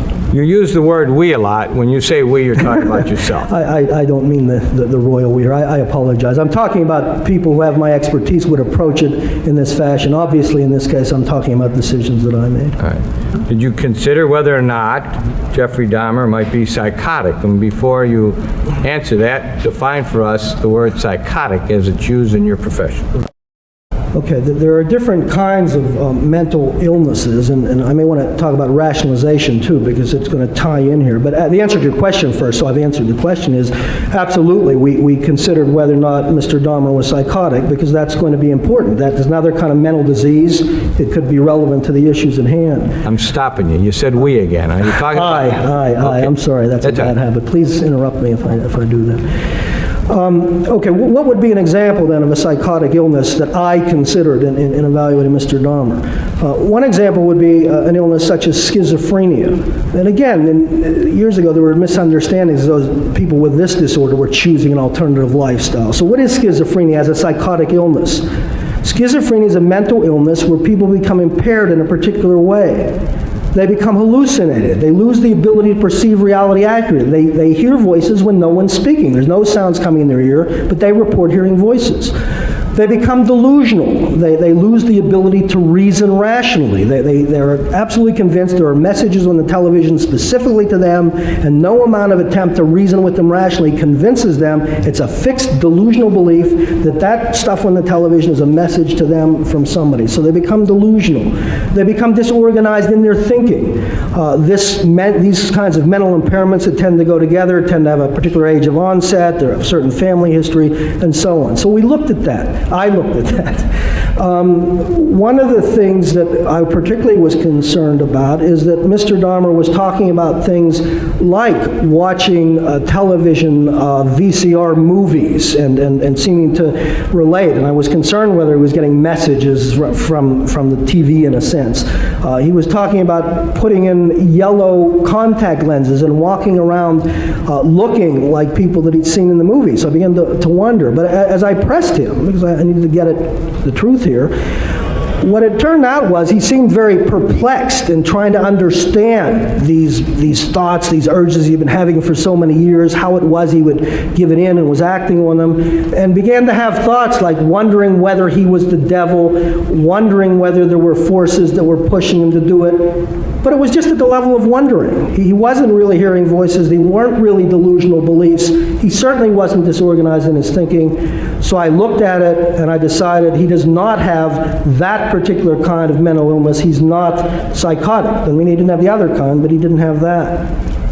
He did, though, and this is closely related, have the kinds of rationalizations and denial that we see when people have craving disorders. He wasn't so deluded that he completely lost the ability to be in contact with reality, but there were certainly major distortions, as we so often see in the paraphilias, in his thinking. Again, any of us know these distortions. The person that's been smoking for years and seems unable to stop, and someone just tells them they have lung cancer, and they run out and get another cigarette, sort of convincing themselves, well, this one more cigarette isn't really going to, it's not really the smoking, and so on. So he wasn't psychotic, but he did have a lot of rationalizing and denying. Was his rationalization the kind of rationalization that we see in other people afflicted with holisms? Yeah, I mean, that's, I suppose, the point of me coming as an expert witness, to try to make a determination of whether, in terms of the body of literature and my reading and my experiences, this seems to be a phenomenon that really exists, that some guy isn't just making it up when he's in trouble. And we certainly see that in almost all of these, what I'm calling craving disorders. People, and gosh, you have to be so careful in these settings not to tie other people in a way that would be misunderstood. But if you take, the alcoholic, a wonderful person like Betty Ford, she didn't clearly see that she was having this problem. She was rationalizing, denying. Her family had to kind of sit her down and force her to see it. And then, of course, as she developed the insights and was forced to see it out of her own motivations, she began to look at it differently. That's the kind of a thing I'm saying I saw in Mr. Dahmer. It's the kind of thing that one who's experienced in the area anticipates can be there in the paraphilias. And so, even though he wasn't psychotic, there was a tremendous amount of that in terms of his thinking. You're talking about and trying to give us examples of something that we may know on an everyday basis, but tell us about his craving. What was his craving?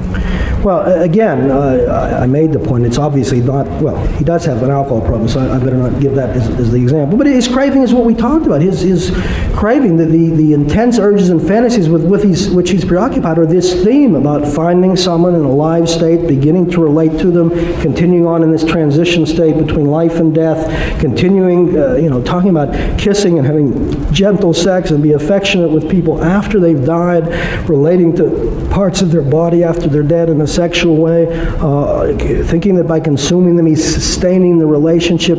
These are the sick kinds of cravings and fantasies and desires that we're talking about specifically in this particular instance. What other psychiatric diagnosis would you make about Mr. Dahmer to a reasonable degree of psychiatric certainty other than necrophilia? Well, the other major one that I would make would be alcoholism. I think he's also an alcoholic. Do you think he drinks can you tell us, in your opinion, does he drink to lower his inhibitions to carry out the object of his cravings? Let me answer it, so I'm not avoiding the question. No, but if I can explain a bit. One of the things that a person like myself needs to do, who's been trained in psychiatry, is to try to be as objective as possible and to make a distinction between what is an observation and what is an interpretation. And one of the papers I've written, I think, makes this point clearly in terms of a brief parable. So if it takes 15 seconds, I think it'll make my point. In this parable about trying to be objective, I use the example of two priests and a bishop. And the first priest says to the bishop, "Father, is it all right if I smoke while I pray?" And the bishop says, "I'm sorry, my son, that's not permitted." The second priest says to the bishop, "Father, is it all right if I pray while I'm smoking?" To which the bishop says, "Of course, my son, of course." The point is, it was exactly the same question. Can you do two things together? The answer really just depended on how the bishop interpreted it or saw it. Now, to bring it to the point here, some people have said Mr. Dahmer gets drunk in order to allow himself to become disinhibited and act. Mr. Dahmer's even said it. He's interpreted his behavior that way. Mr. Dahmer's an alcoholic. He drinks many times before he's done this. He's drank many times while he's done it. He's drank many times after he's done it. To think that this is just alcoholism would be ridiculous. Lots of people have serious alcohol problems and they don't do anything like this. To think that if Mr. Dahmer just stopped drinking, he'd be safe. Look, he's not drinking anymore, ladies and gentlemen. Let's let him be. He's a safe guy, would be incredibly naive. Drinking complicates his problem. There's no doubt about that. But this is a serious disease in my judgment, even without that problem. And it's that disease that's the major issue that I think we're dealing with. Have you given any thought to whether or not you could pinpoint the cause of this necrophilia? Yeah, I mean, people are doing research where it'd be terribly important to find out how does someone end up with this affliction, to try to keep other Jeffrey Dahmers from developing. So I have, and I guess there's three things I can say about cause, and the first point is what it's not due to, and that may be even the most important point, and that is that this condition is not due to a voluntary decision. In other words, the sexual desires that even normal people experience are not there because they sit down as little children and weigh their options. In other words, I didn't sit down as a little kid and say, do I want to be a person who experiences attraction to women when I grow up, or do I want to be a man who experiences attraction to men? I discovered in growing up that my attraction is to women. I didn't decide it, and in our society with its various biases and so on, it's been an easier life having been able to make that discovery. Similarly, someone like Mr. Dahmer didn't sit down when he was 5, 6, 7 years old and say, gee, I wonder if I should be like everyone else in my sexual makeup, or no, there's a bunch of other choices and I think I'm going to pick this one out. Nobody would ever decide to have this kind of affliction. He discovers that he's afflicted with these recurrent, erotically arousing fantasies and urges of the most sick sort, and in that sense, and I mentioned it earlier, to me it's about as clear an example of a mental illness as one could want to see. Now that's what it isn't due to. What is it due to? There's a lot of research looking for the causes of the various paraphilias. Some of the research looks at biology. None of us are interested in having sex because we read a book that says, we think about it, that's a logical idea. I mean, the fact that we experience sexual desires, that we have sexual thoughts in the first place, is tied to the fact that we're biological in our makeup. So there is some evidence, I won't go into a lot of detail, that sometimes some people seem to be predisposed to develop abnormal kinds of sexual cravings because something's gone wrong at the level of biology. The other thing that influences sexual development is certain kinds of early life experiences. Tragically, sometimes, particularly boys, if they've been abused sexually in early life, that abuse warps their subsequent sexual development and they end up with abnormal kinds of sexual cravings. They're more at risk of having a paraphilia. So that's also been looked at. In this case, we haven't found particular evidence of abuse. We haven't really found a biological explanation. But whether we found the cause or not, whether we know that lung cancer is caused by cigarette smoking or we don't know what the heck it's caused by, lung cancer is still lung cancer, and this is still necrophilia, even in the absence of a clear understanding of how it got to be that way in the first place. So you don't have to know the cause in order to say it's a disorder? No, absolutely not, and I won't go on. This is a clear case in point in my judgment. Do you have an opinion to a degree of psychiatric certainty based upon the things that you've done relative to testifying here that Mr. Dahmer has merely chosen to live differently than virtually all other human beings, or is he the victim of a psychiatric affliction? Well, I probably covered that. I think I answered that. I believe he's got a genuine psychiatric affliction. And do you have an opinion to a reasonable degree of psychiatric certainty that once Mr. Dahmer became aware of his necrophilic cravings, that he could stop those cravings and the object of those cravings by just willpower alone? My opinion is he couldn't, and it would be important to explain that because I think that can be a difficult concept for people to understand.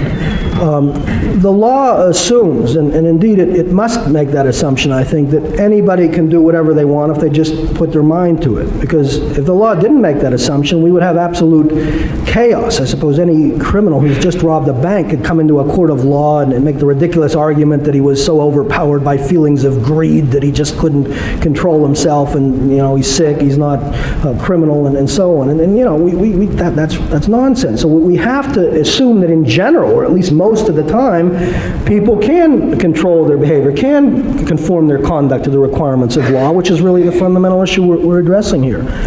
The only problem is, and I'm speaking now as a physician, that often that simply isn't the case. And now again, I want to make some examples here talking about how it is just for ordinary people. And I just want to do that is trying to teach people and help them understand the concept. I'm not saying that's yet Mr. Dahmer, but having talked about it in ordinary people, I then want to talk about how it can be even so much more magnified a problem in someone who has necrophilia. So if I can do that, I would like to. Go ahead. Okay, let me give you, and I'll stick to the biological drives, because we're talking here about something that I believe is fueled by a biologically based drive. Let's start first with thirst, another kind of biologically based drive. There was an interesting study done several years ago, actually at Johns Hopkins Hospital, on people who are being made thirsty by renal dialysis. These are people, they have bad kidneys. Because they have bad kidneys, they have to be dialyzed. They have to go on a machine, because if they're not dialyzed, they'll die. Going on that machine makes them thirsty, but because they have bad kidneys, if they drink too much between treatment sessions, they can get very sick or even kill themselves. So to try to put into a forensic context, the doctor's law is don't drink too much fluid between treatment sessions. The penalty is you can get very sick, you could even die. And this was just a simple study. They looked at how many of those people, good people, just sick people, patients, obeyed the doctor's law. And they found out none of them did. And then they looked to see why. It can't be because they're bad people, so they looked at different possibilities, and they found out that what predicted the extent of drinking between treatment sessions was how thirsty the dialysis procedure made you. The more thirsty you were made by dialysis, the more likely you were to drink to break the law. Another biologically based drive is hunger. Millions of Americans now are spending an absolute fortune trying to control their behavior, and there's increasing evidence that, at least for some people, that nature is determining where weight should be, that right to the calorie, nature is deciding what you should take in, and you're in a sense, in many cases, fighting nature when you try to change that. What does the person who's trying to diet describe, and to relate it to what Mr. Dahmer describes in a moment? And I think we probably all know this if we stop to think about it. The kind of thing a person can describe is that when I'm not hungry, let's say I've just had a big meal and I come to the doctor's office, I say, look, I think I'm going to be able to handle this, I'm going to be able to diet. Then people begin to get discomforted by their hunger. They start to rationalize. They start to kid themselves. This one pretzel, this piece of candy, this isn't really going to be so bad. They then premeditatedly, and often sneakily, go somewhere. They get up out of bed, they go to the refrigerator, they go down to the candy machine, whatever. They're discomforted by this hunger. They go somewhere and get something. Having eaten and reduced their drive, they're sorry, and they're sorry, they promise never again to do it, and yet as they begin to be discomforted by their cravings, they repeat the pattern. Patrick Carnes, the psychologist, I think was the first to make the point that the same thing can happen with this other biologically based drive, sex. He used the term sexual addiction. Now I'm just trying to make the point that even with normal people, that it can sometimes be the case, not always, but in a number of instances, that even when someone's trying their best to control their behavior in a particular way, they may not, through their own willpower, be able to succeed. That's the phenomenon that I'm trying to get across to people here, and if it's that way even for some normal people, imagine what it might be like for somebody constantly preoccupied with the kind of sick urges and cravings of the sort we've been discussing here earlier. So your answer is, as far as Mr. Dahmer trying to do it by his willpower alone, he couldn't do it? In my judgment, Mr. Dahmer is unable at this point in his life to stop himself, to walk away from it. So I'm not even suggesting that with treatment he'd be safe on the street, but any The idea that this man out on the street wouldn't be succumbing once again to these urges and cravings, that his own willpower is enough to help him walk away from it, my conclusion is, and I've tried to explain the logic of how I've come to this conclusion, is that he couldn't. And again, to make the logic clear, in case it hasn't been, I'm saying even in normal situations, some people, simply through their own willpower, can't control their behavior, even some normal people. I'm saying in the paraphilic disorders, there can always be some degree of difficulty for a person controlling their behavior. I'm saying in the extreme or most serious forms of paraphilia, that impairment of ability to control is going to reach the point where they're simply not, without proper treatment, going to be able to succeed. And I'm saying this is about as serious a case of a paraphilia as I think most of us are ever going to see. Can you give us some examples based upon your medical expertise and clinical expertise of how psychiatric conditions can cause a person to lack substantial capacity to be able to conform their conduct to the requirements of law or the requirements of anything? Well, again, we covered a bit, but I'll give another paraphilia that I think some of the...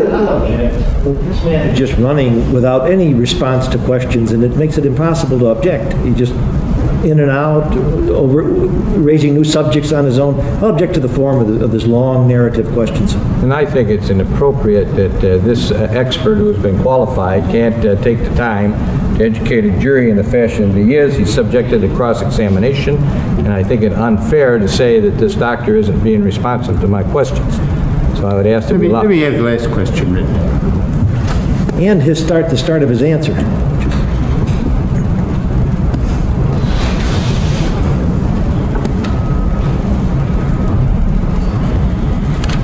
Can you give us some examples based upon your medical expertise and clinical expertise, how psychiatric conditions can cause a person to lack substantial capacity to be able to conform their conduct to the requirements of law or the requirements of anything? Answer, well, again, we covered a bit, but I'll give another paraphilia that I think some an objection. Okay. You're going to overrule the objection to the question. However, let's make sure that the answer is responsive to the question. But I'm asking you then again, you have defined what you know the law to be and the lack of substantial capacity for one to conform their conduct to the requirements of law.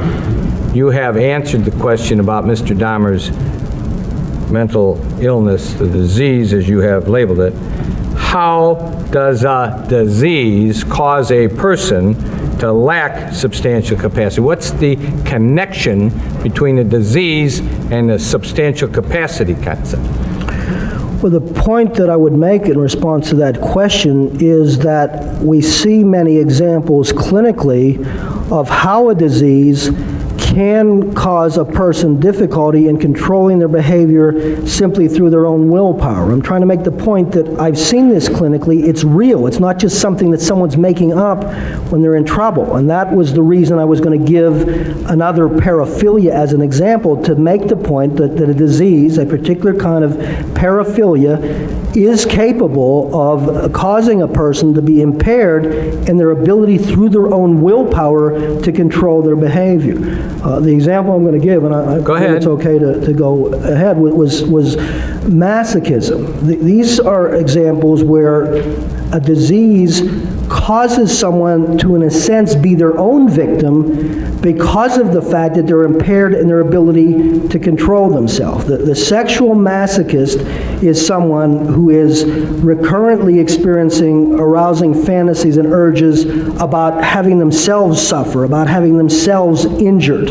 And because these can be such persistent and strong fantasies and urges, oftentimes these people, because they behave and act on these urges, have ended up dead. The FBI did a study on this, finding out numbers of people who weren't trying to commit suicide, but who, because of the strength of these masochistic urges and fantasies of putting themselves in positions of danger because it was so sexually arousing, and having an escape mechanism that they were going to want to use at the end, and getting so excited that they couldn't get the escape mechanism and got up dead. So that the point is that being the victim wasn't sort of the product of a criminal mind in a sense.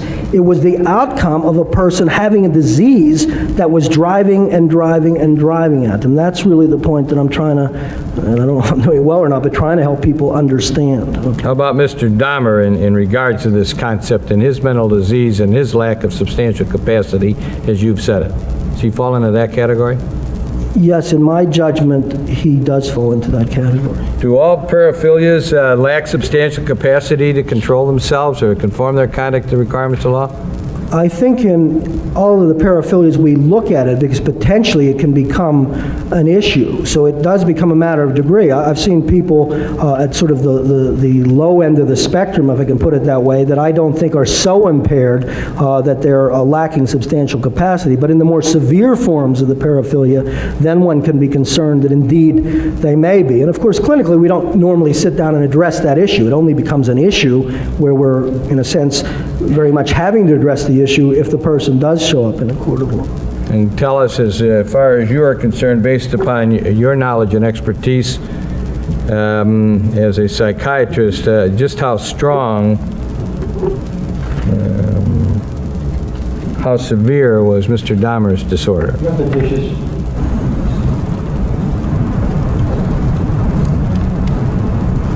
Perhaps, but I'll allow it. Okay, I think what you're asking me, correct me if I'm wrong, because I don't want to be off the point, but you're asking me to explain what I'm finding in Mr. Dahmer that leads me to the conclusion that he's in that category. Is that? No, I'm asking you just how severe was his disorder? Well, if you're just asking me that, I think it was very severe. I want to go on to Mr. Dahmer being afflicted with the mental disease, as you have told us, and the fact that he lacked substantial capacity to conform his conduct to the requirements of law, as you have stated it. You have told us that the reason that he could not conform his conduct to requirements of law was because of his mental disease. Is that what you've said? Well, I didn't say exactly that. I said that I felt he lacked substantial capacity to conform his behavior because of his mental disease. All right. Now, what would have had to have happened for Mr. Dahmer as he was going along his spree of killing to suddenly regain, based upon your opinion to a reasonable degree of psychiatric certainty, to regain his ability to control his conduct?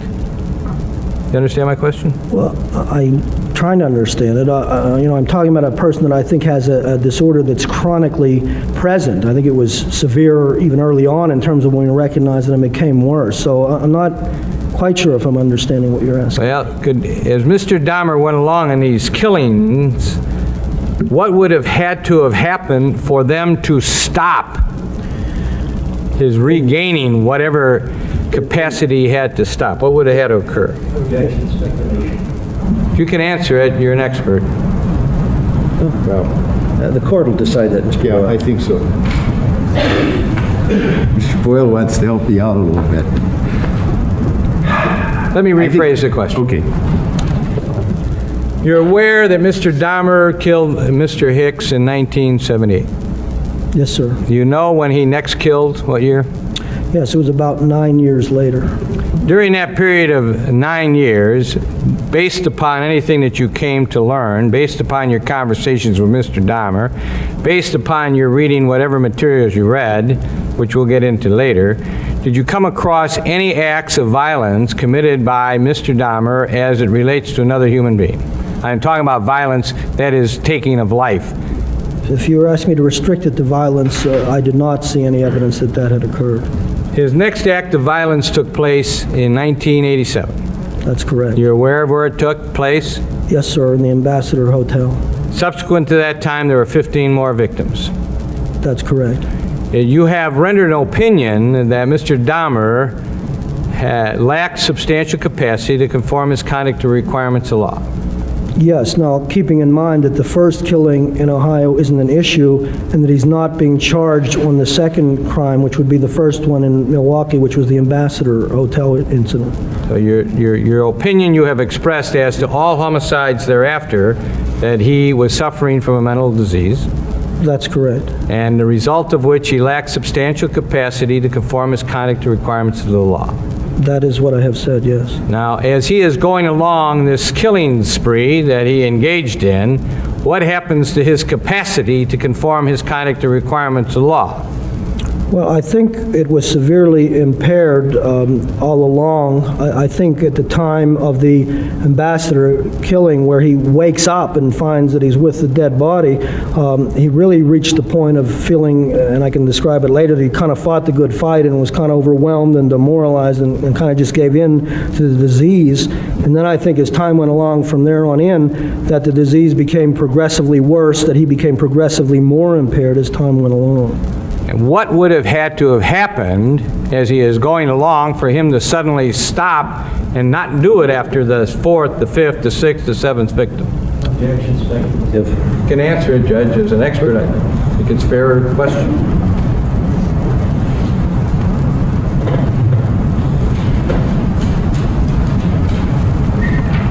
Yes, I'm going to allow it. The objection's overruled. Do you understand the question? Yeah, I do. I was just waiting to see if I'm ahead. allowed to answer it. In my judgment, Mr. Dahmer clearly, well, I shouldn't say clearly, in my medical opinion, Mr. Dahmer was out of control and was becoming progressively more out of control, and it wasn't going to be he who was going to stop it. It was going to have to be stopped by some outside force, which is exactly how it inevitably was stopped.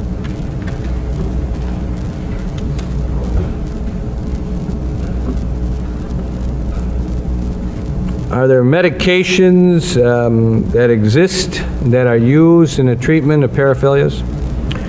Yes, one of the definitions of a mental illness, it's not the only one, but many definitions of mental illness do talk about whether or not the condition in question requires treatment. There are medications that are used in treating these conditions, recognizing their driven nature and trying to decrease the intensity of the drive as a means of trying to increase a person's ability to be better in control of themselves.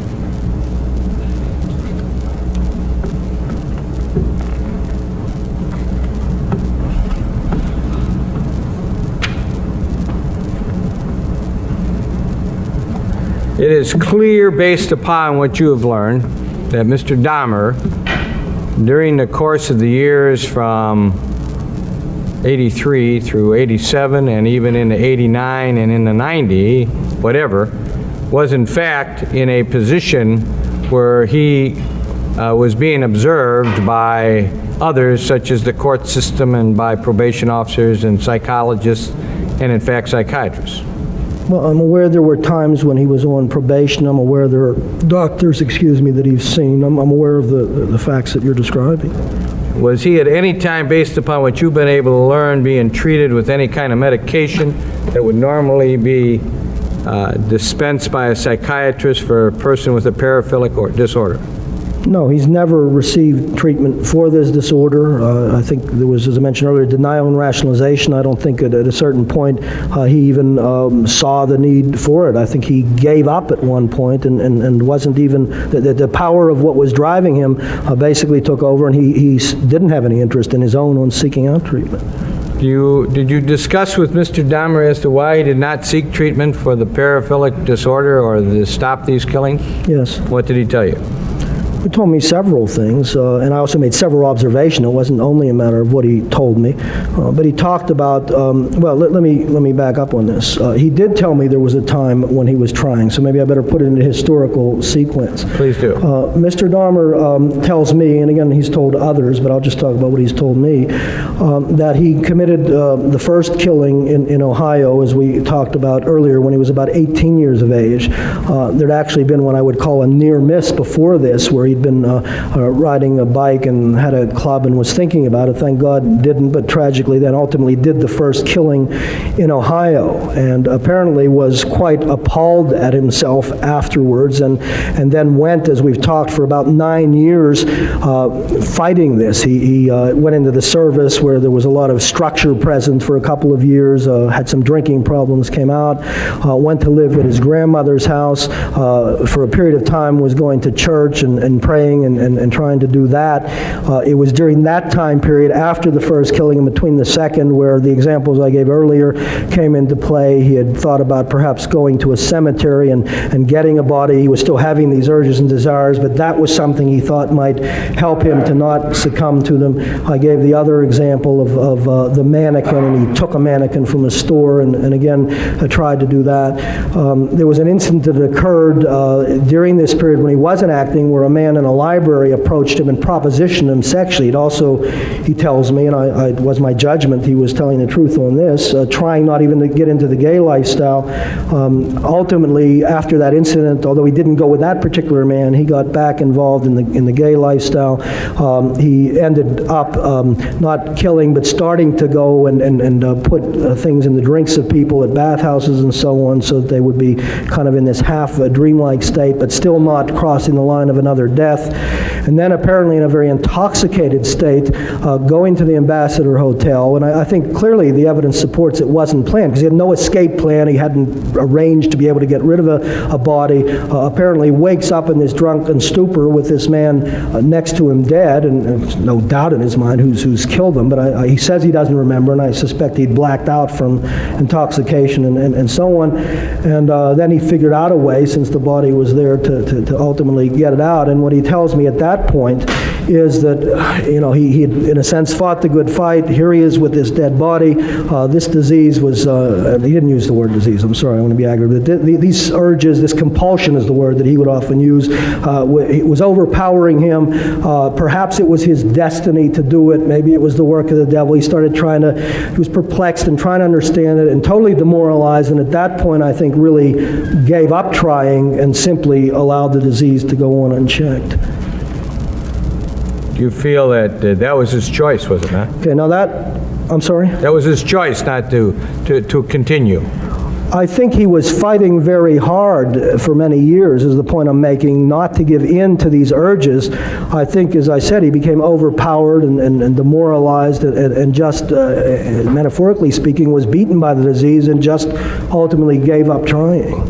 And without repeating the definition that I've asked you 3 or 4 times, it was at that juncture that he had a mental disease, as you have told it, and how it affected. I think he had the mental disease throughout, but certainly it was becoming more and more severe, and of course it was becoming more and more severe, more and more impairing, and so I'm describing a progressive disease that ultimately gets quite out of control.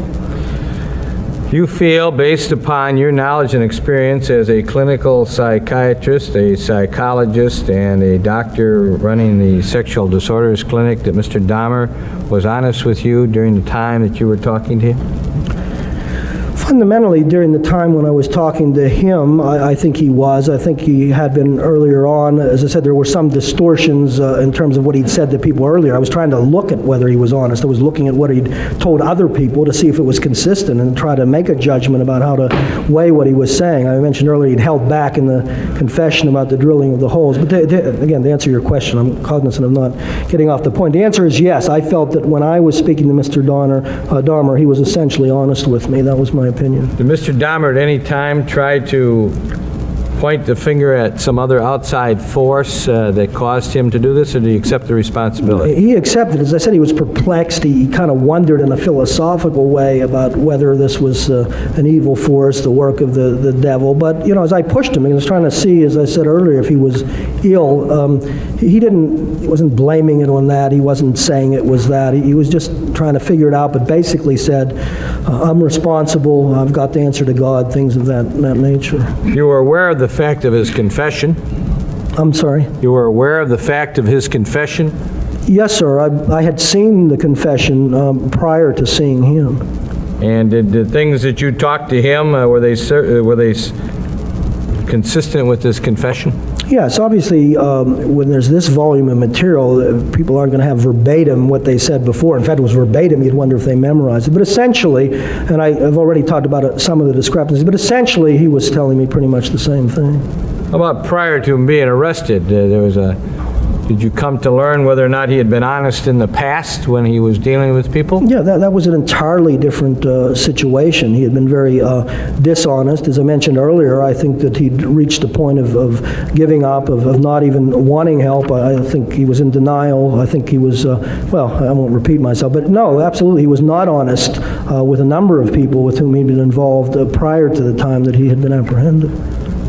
Could he have been able, during the course of this paraphilia problem that he was having, to have been able to sustain himself by just engaging in other kind of self-abuse or other kind of self-conduct such as masturbation or just looking at videos or things of that nature? Goodness, I mean, if it was so simple that, you know, by masturbating we could stop it, we could have, people would come into the office 3 times a day, we'd have them masturbate, and that would be the end of the problem. In fact, to the contrary, and I'm going to choose my words carefully, this isn't meant to be a sick pun, but there are many cases where masturbation can actually whet the appetite, in the long run increase the risk rather than decrease the risk that the person will act. So no, the idea that he kind of could have treated it himself by just masturbating more would be a very naive notion.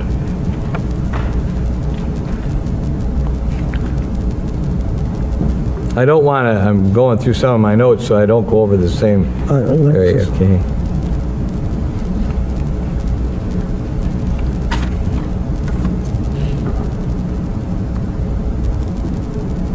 It is true, is it not, that at some time during the course of these years from 78 through 91, that Mr. Dahmer did try and stop, as you have expressed it, these paraphilic urgings. Does that in any way change your conclusion that at any other time he could have stopped? Let me make sure I understand the question. It's a little complicated. I said that I thought he had tried for many years, and he claims that he did. And in fact, we know no evidence to the contrary. These people have looked very, very closely from around the country at whether he's done other homicides. So there's simply no evidence whatsoever that he's killed anyone other than the people that we know about. So that gives credence to the idea that he was able, and he did fight over many years successfully to control this. If I understood your question, I may not have. I think, are you asking me if the fact that he stopped trying changes my decision, or am I missing? Yes. That? Okay. No, I mean, the issue really is, does he, as a result of this illness, lack substantial capacity? I think it's tragic that he reached a point where he felt so beaten down by the illness that he stopped trying. It would have been nice to even fight further, but that's not the issue. The issue is, even if he had been trying, would he have been able to succeed? Was he having an illness that substantially impaired his capacity to conform his behavior? So the fact that he stopped trying is sad. The fact that he got overwhelmed and quit, and so it is a shame, but it's not changing my opinion in terms of whether he had the disease or whether the disease became so severe as to cause him to lack substantial capacity. Now, based upon everything you learned and everything you read, do you have an opinion as to whether or not, and based upon mostly talking to Mr. Dahmer, that his behaviors were in any way considered to be racially motivated or crimes of hate against people of different persuasion? Yes, I have an opinion. Absolutely not. In fact, to make the point that in a sick sense, it's actually the contrary. My colleague John Money, in writing about the paraphilias, used the word love sickness and made the point that it's broader than only sexual arousal. It's also a sense of wanting to sustain a relationship, an intimate relationship with an individual that is being expressed in the paraphilias. And again, if we look at Mr. Dahmer, he was feeling that he wanted to be close to these people. In his sick thinking, somehow by eating them and ingesting them, he was closer. Somehow by continuing to caress them after death, he was sustaining the relationship. So in a very sick way, it's obviously sick to talk about this as wanting to maintain a relationship, but he really wanted a closeness. He wanted to be relating to these people. He wasn't wasn't hating them, he wasn't mad at them, he wasn't trying to torture them. He repeatedly talked about, and I know it doesn't diminish how awful it was, but his concern that they not be suffering, that they were all asleep when they ultimately died. So there isn't a shred of evidence that I've seen to suggest that these are hate crimes, that these are racially motivated crimes. Quite to the contrary, they're the sick crimes involving lust and even a distorted way of trying to maintain closeness in a relationship. Did you determine the size and the physical structure and the age of the persons that were the object of his behaviors? Yeah, they had a certain physique and build. What you'd expect. They were the kind of people that were attractive to him. He's not really dangerous to a woman. He's an extreme example because that's not the person that is in the fantasies. It's not the kind of preoccupation he has. These were really the reenactment of the fantasies. So it was a particular build and appearance. They tended to be young males. But again, he wasn't hating people because of color, any of that. With the condition that you told us that Mr. Dahmer was suffering from, did he himself, as he's going along on these killing spree, does he understand his own motivations? No, I think he really doesn't. There's many examples of that. For example, he said many, many times in each of the killings, not each of them, but in many of them, when asked why he killed them, he would say things like, I didn't want them to leave. I decided to kill them when they weren't going to leave. Those folks, if they'd have decided to stay, I'm afraid, tragically, were still going to end up dead. He was responding to these sick cravings. So his thinking that, gee, if they really would have stayed a little longer, everything would have been okay. I don't buy that at all. And again, I'm not saying that's dishonesty. I said I thought he's being honest. But in terms of understanding it himself, and clearly we see confusions at times, and many times he talks about being overpowered by this compulsion and not being able to handle it, and then kind of wondering, well, gee, maybe there's evil forces that are doing it. He's very perplexed and does not have any real insight or understanding regarding his own disease. I would like to ask you your opinion as to one making a claim that Mr. Dahmer would be simply evil, engaging in moral misconduct. Do you have an opinion as to whether or not that's what Mr. Dahmer was doing? I looked very carefully at that. I might have phrased it slightly differently, but, one of the things we don't want to do I don't want to do, I'm sorry about this that I don't want to do as a physician or psychiatrist, and psychiatrists have been accused of doing, is I don't want to relabel sin as psychopathology and get someone off the hook, so to speak. So I want to be very careful not to have that happen. But having said that, I also want to be balanced and objective, and the mistake can occur in the other direction. I also don't want to take someone who clearly is very ill and impaired out of their illness and make the mistake that this is someone who's got a fully intact mind who's simply misbehaving. So I looked at both sides of that and even got into this concept of evil. One way of expressing it is, why did he do it? Because he's evil. And, what tells us it's evil? Because he did it. It's sort of a label that masquerades as an explanation. It doesn't really explain anything.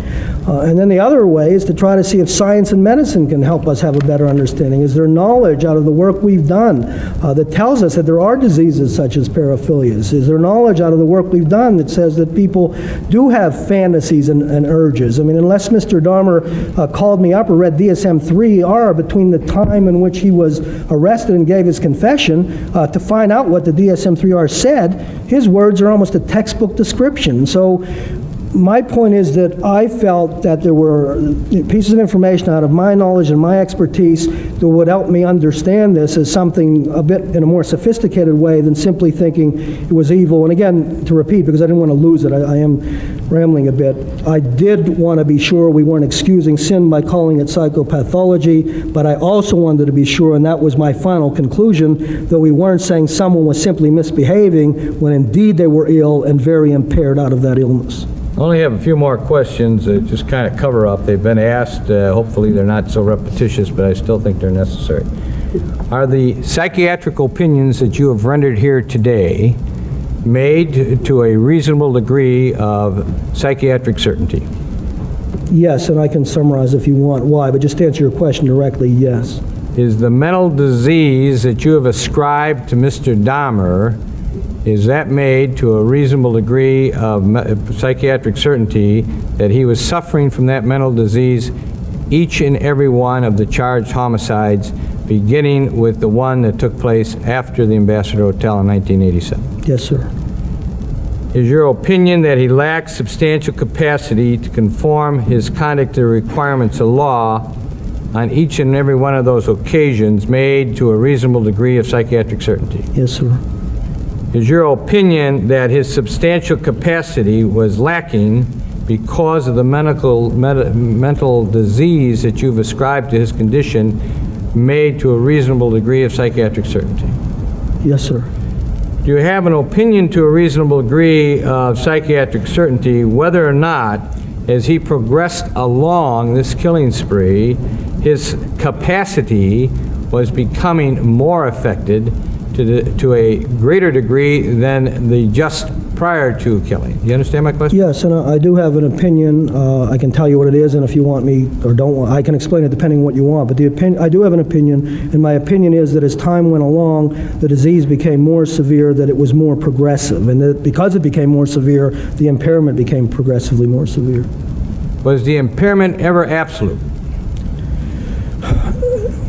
Let me answer it this way. No, not to the point of if a policeman was standing there watching him, he would have done it.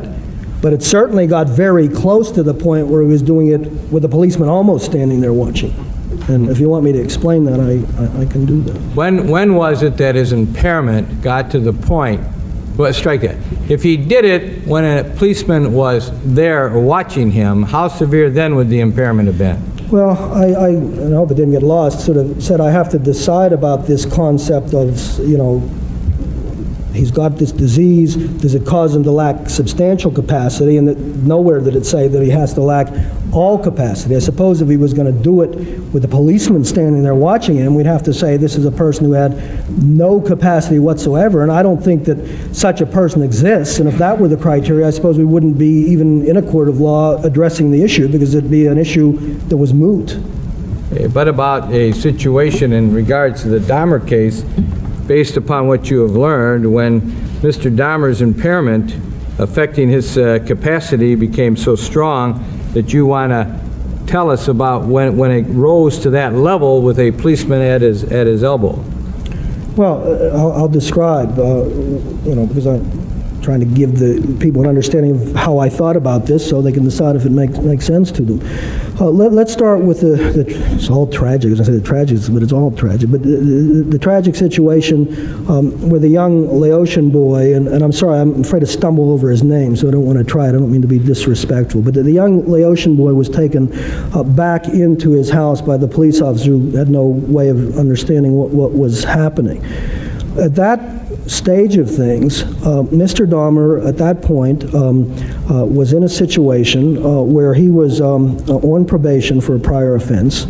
There was a body lying in the other room when the policeman came in with this young boy. The police then brought the young boy back in. There was all sorts of concern in the community, so bunches of people knew that the last place that this young boy had been seen was going back with the police into this home. Mr. Dahmer then proceeded to kill that boy with the other body in place. He took no steps at that point to sort of lie low or to get out of there, the sense that people are right on his tracks. Again, the idea is that police are, you know, who are they going to think did it if this young boy ends up not showing up? There were kind of all these witnesses. He proceeds on to the point where he's continuing again. He kills another fellow. He then brings in yet another man while there's a body actually in the bathtub. He lets it behind the shower curtain. The fellow he brings in goes to the bathroom, doesn't even realize there's a body there. Mr. Dahmer hasn't made absolutely sure that other guy isn't going to be able to leave. So that's going on. It's reached a point where he can't even maintain his job for a while. In spite of all this, he somehow managed to hold on to his job. To me, at this point, I mean, that's about as close as you can get to the policeman at the arm. The bodies were lying there decaying. The smell was awful. He was leaving the building unattended while bodies were laying there. Though that's a part of the evidence that I looked at, suggesting that he's reaching a point where he's virtually, not totally, but virtually totally out of control. Now, I said even earlier on, I think there was still some evidence. And by the way, if you drew a graph of the killings, it would just go up in an exponential way, compatible with the idea that someone's out of control. But even earlier on, for example, he had been awaiting a sentencing in an instance where he'd been charged with taking pictures, again, tragic irony of someone that turned out to be the brother of the Laotian boy I just talked about. He was on probation, well, before he was on probation, he was charged with that. During the period of time between when he was charged with that and he was sentenced, he committed yet another killing and then took the skull from that killing and put it in his locker at work during work release because he needed to be close to it under circumstances where he's being watched closely, where that's evidenced, you know, in that setting that's incredibly damaging. So even back then, you know, we're not just having a guy who just seems to be sort of cool in it when he's under pressure and so on, but certainly by the end, where the bodies are piling up and so forth and so on, I think he was just about completely out of control at that point. Doctor, the mental disease that you've stated, you called what again? I called the disease necrophilia. Did that disease, do you consider, in your expert opinion, that to be an impairment of the mind?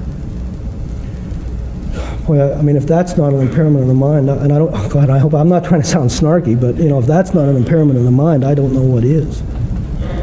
Does that impairment of the mind, is that an enduring or a transitory type of thing in the person of Jeffrey Dahmer? It's clearly, in this case, been enduring and even progressive. It's clearly which? It's been both enduring and progressive. Does that condition of the mind substantially, to a reasonable degree of psychiatric certainty, affect the mental and emotional processes of Mr. Dahmer at the time that he committed each and every one of these offenses? Yes, sir.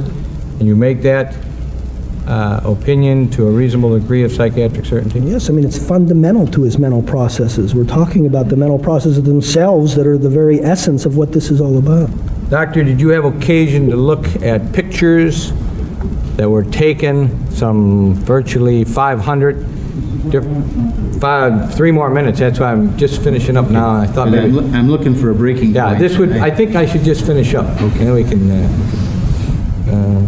well, I tell you what, maybe it's a good time to break. I'll just double check my notes and then I won't have to do much upon return, but I think I can just 5 or 7 more minutes. I just don't want to say 5 or 7 more minutes when we come back and say I got 3 more questions. Okay, Why don't we break now, Judge?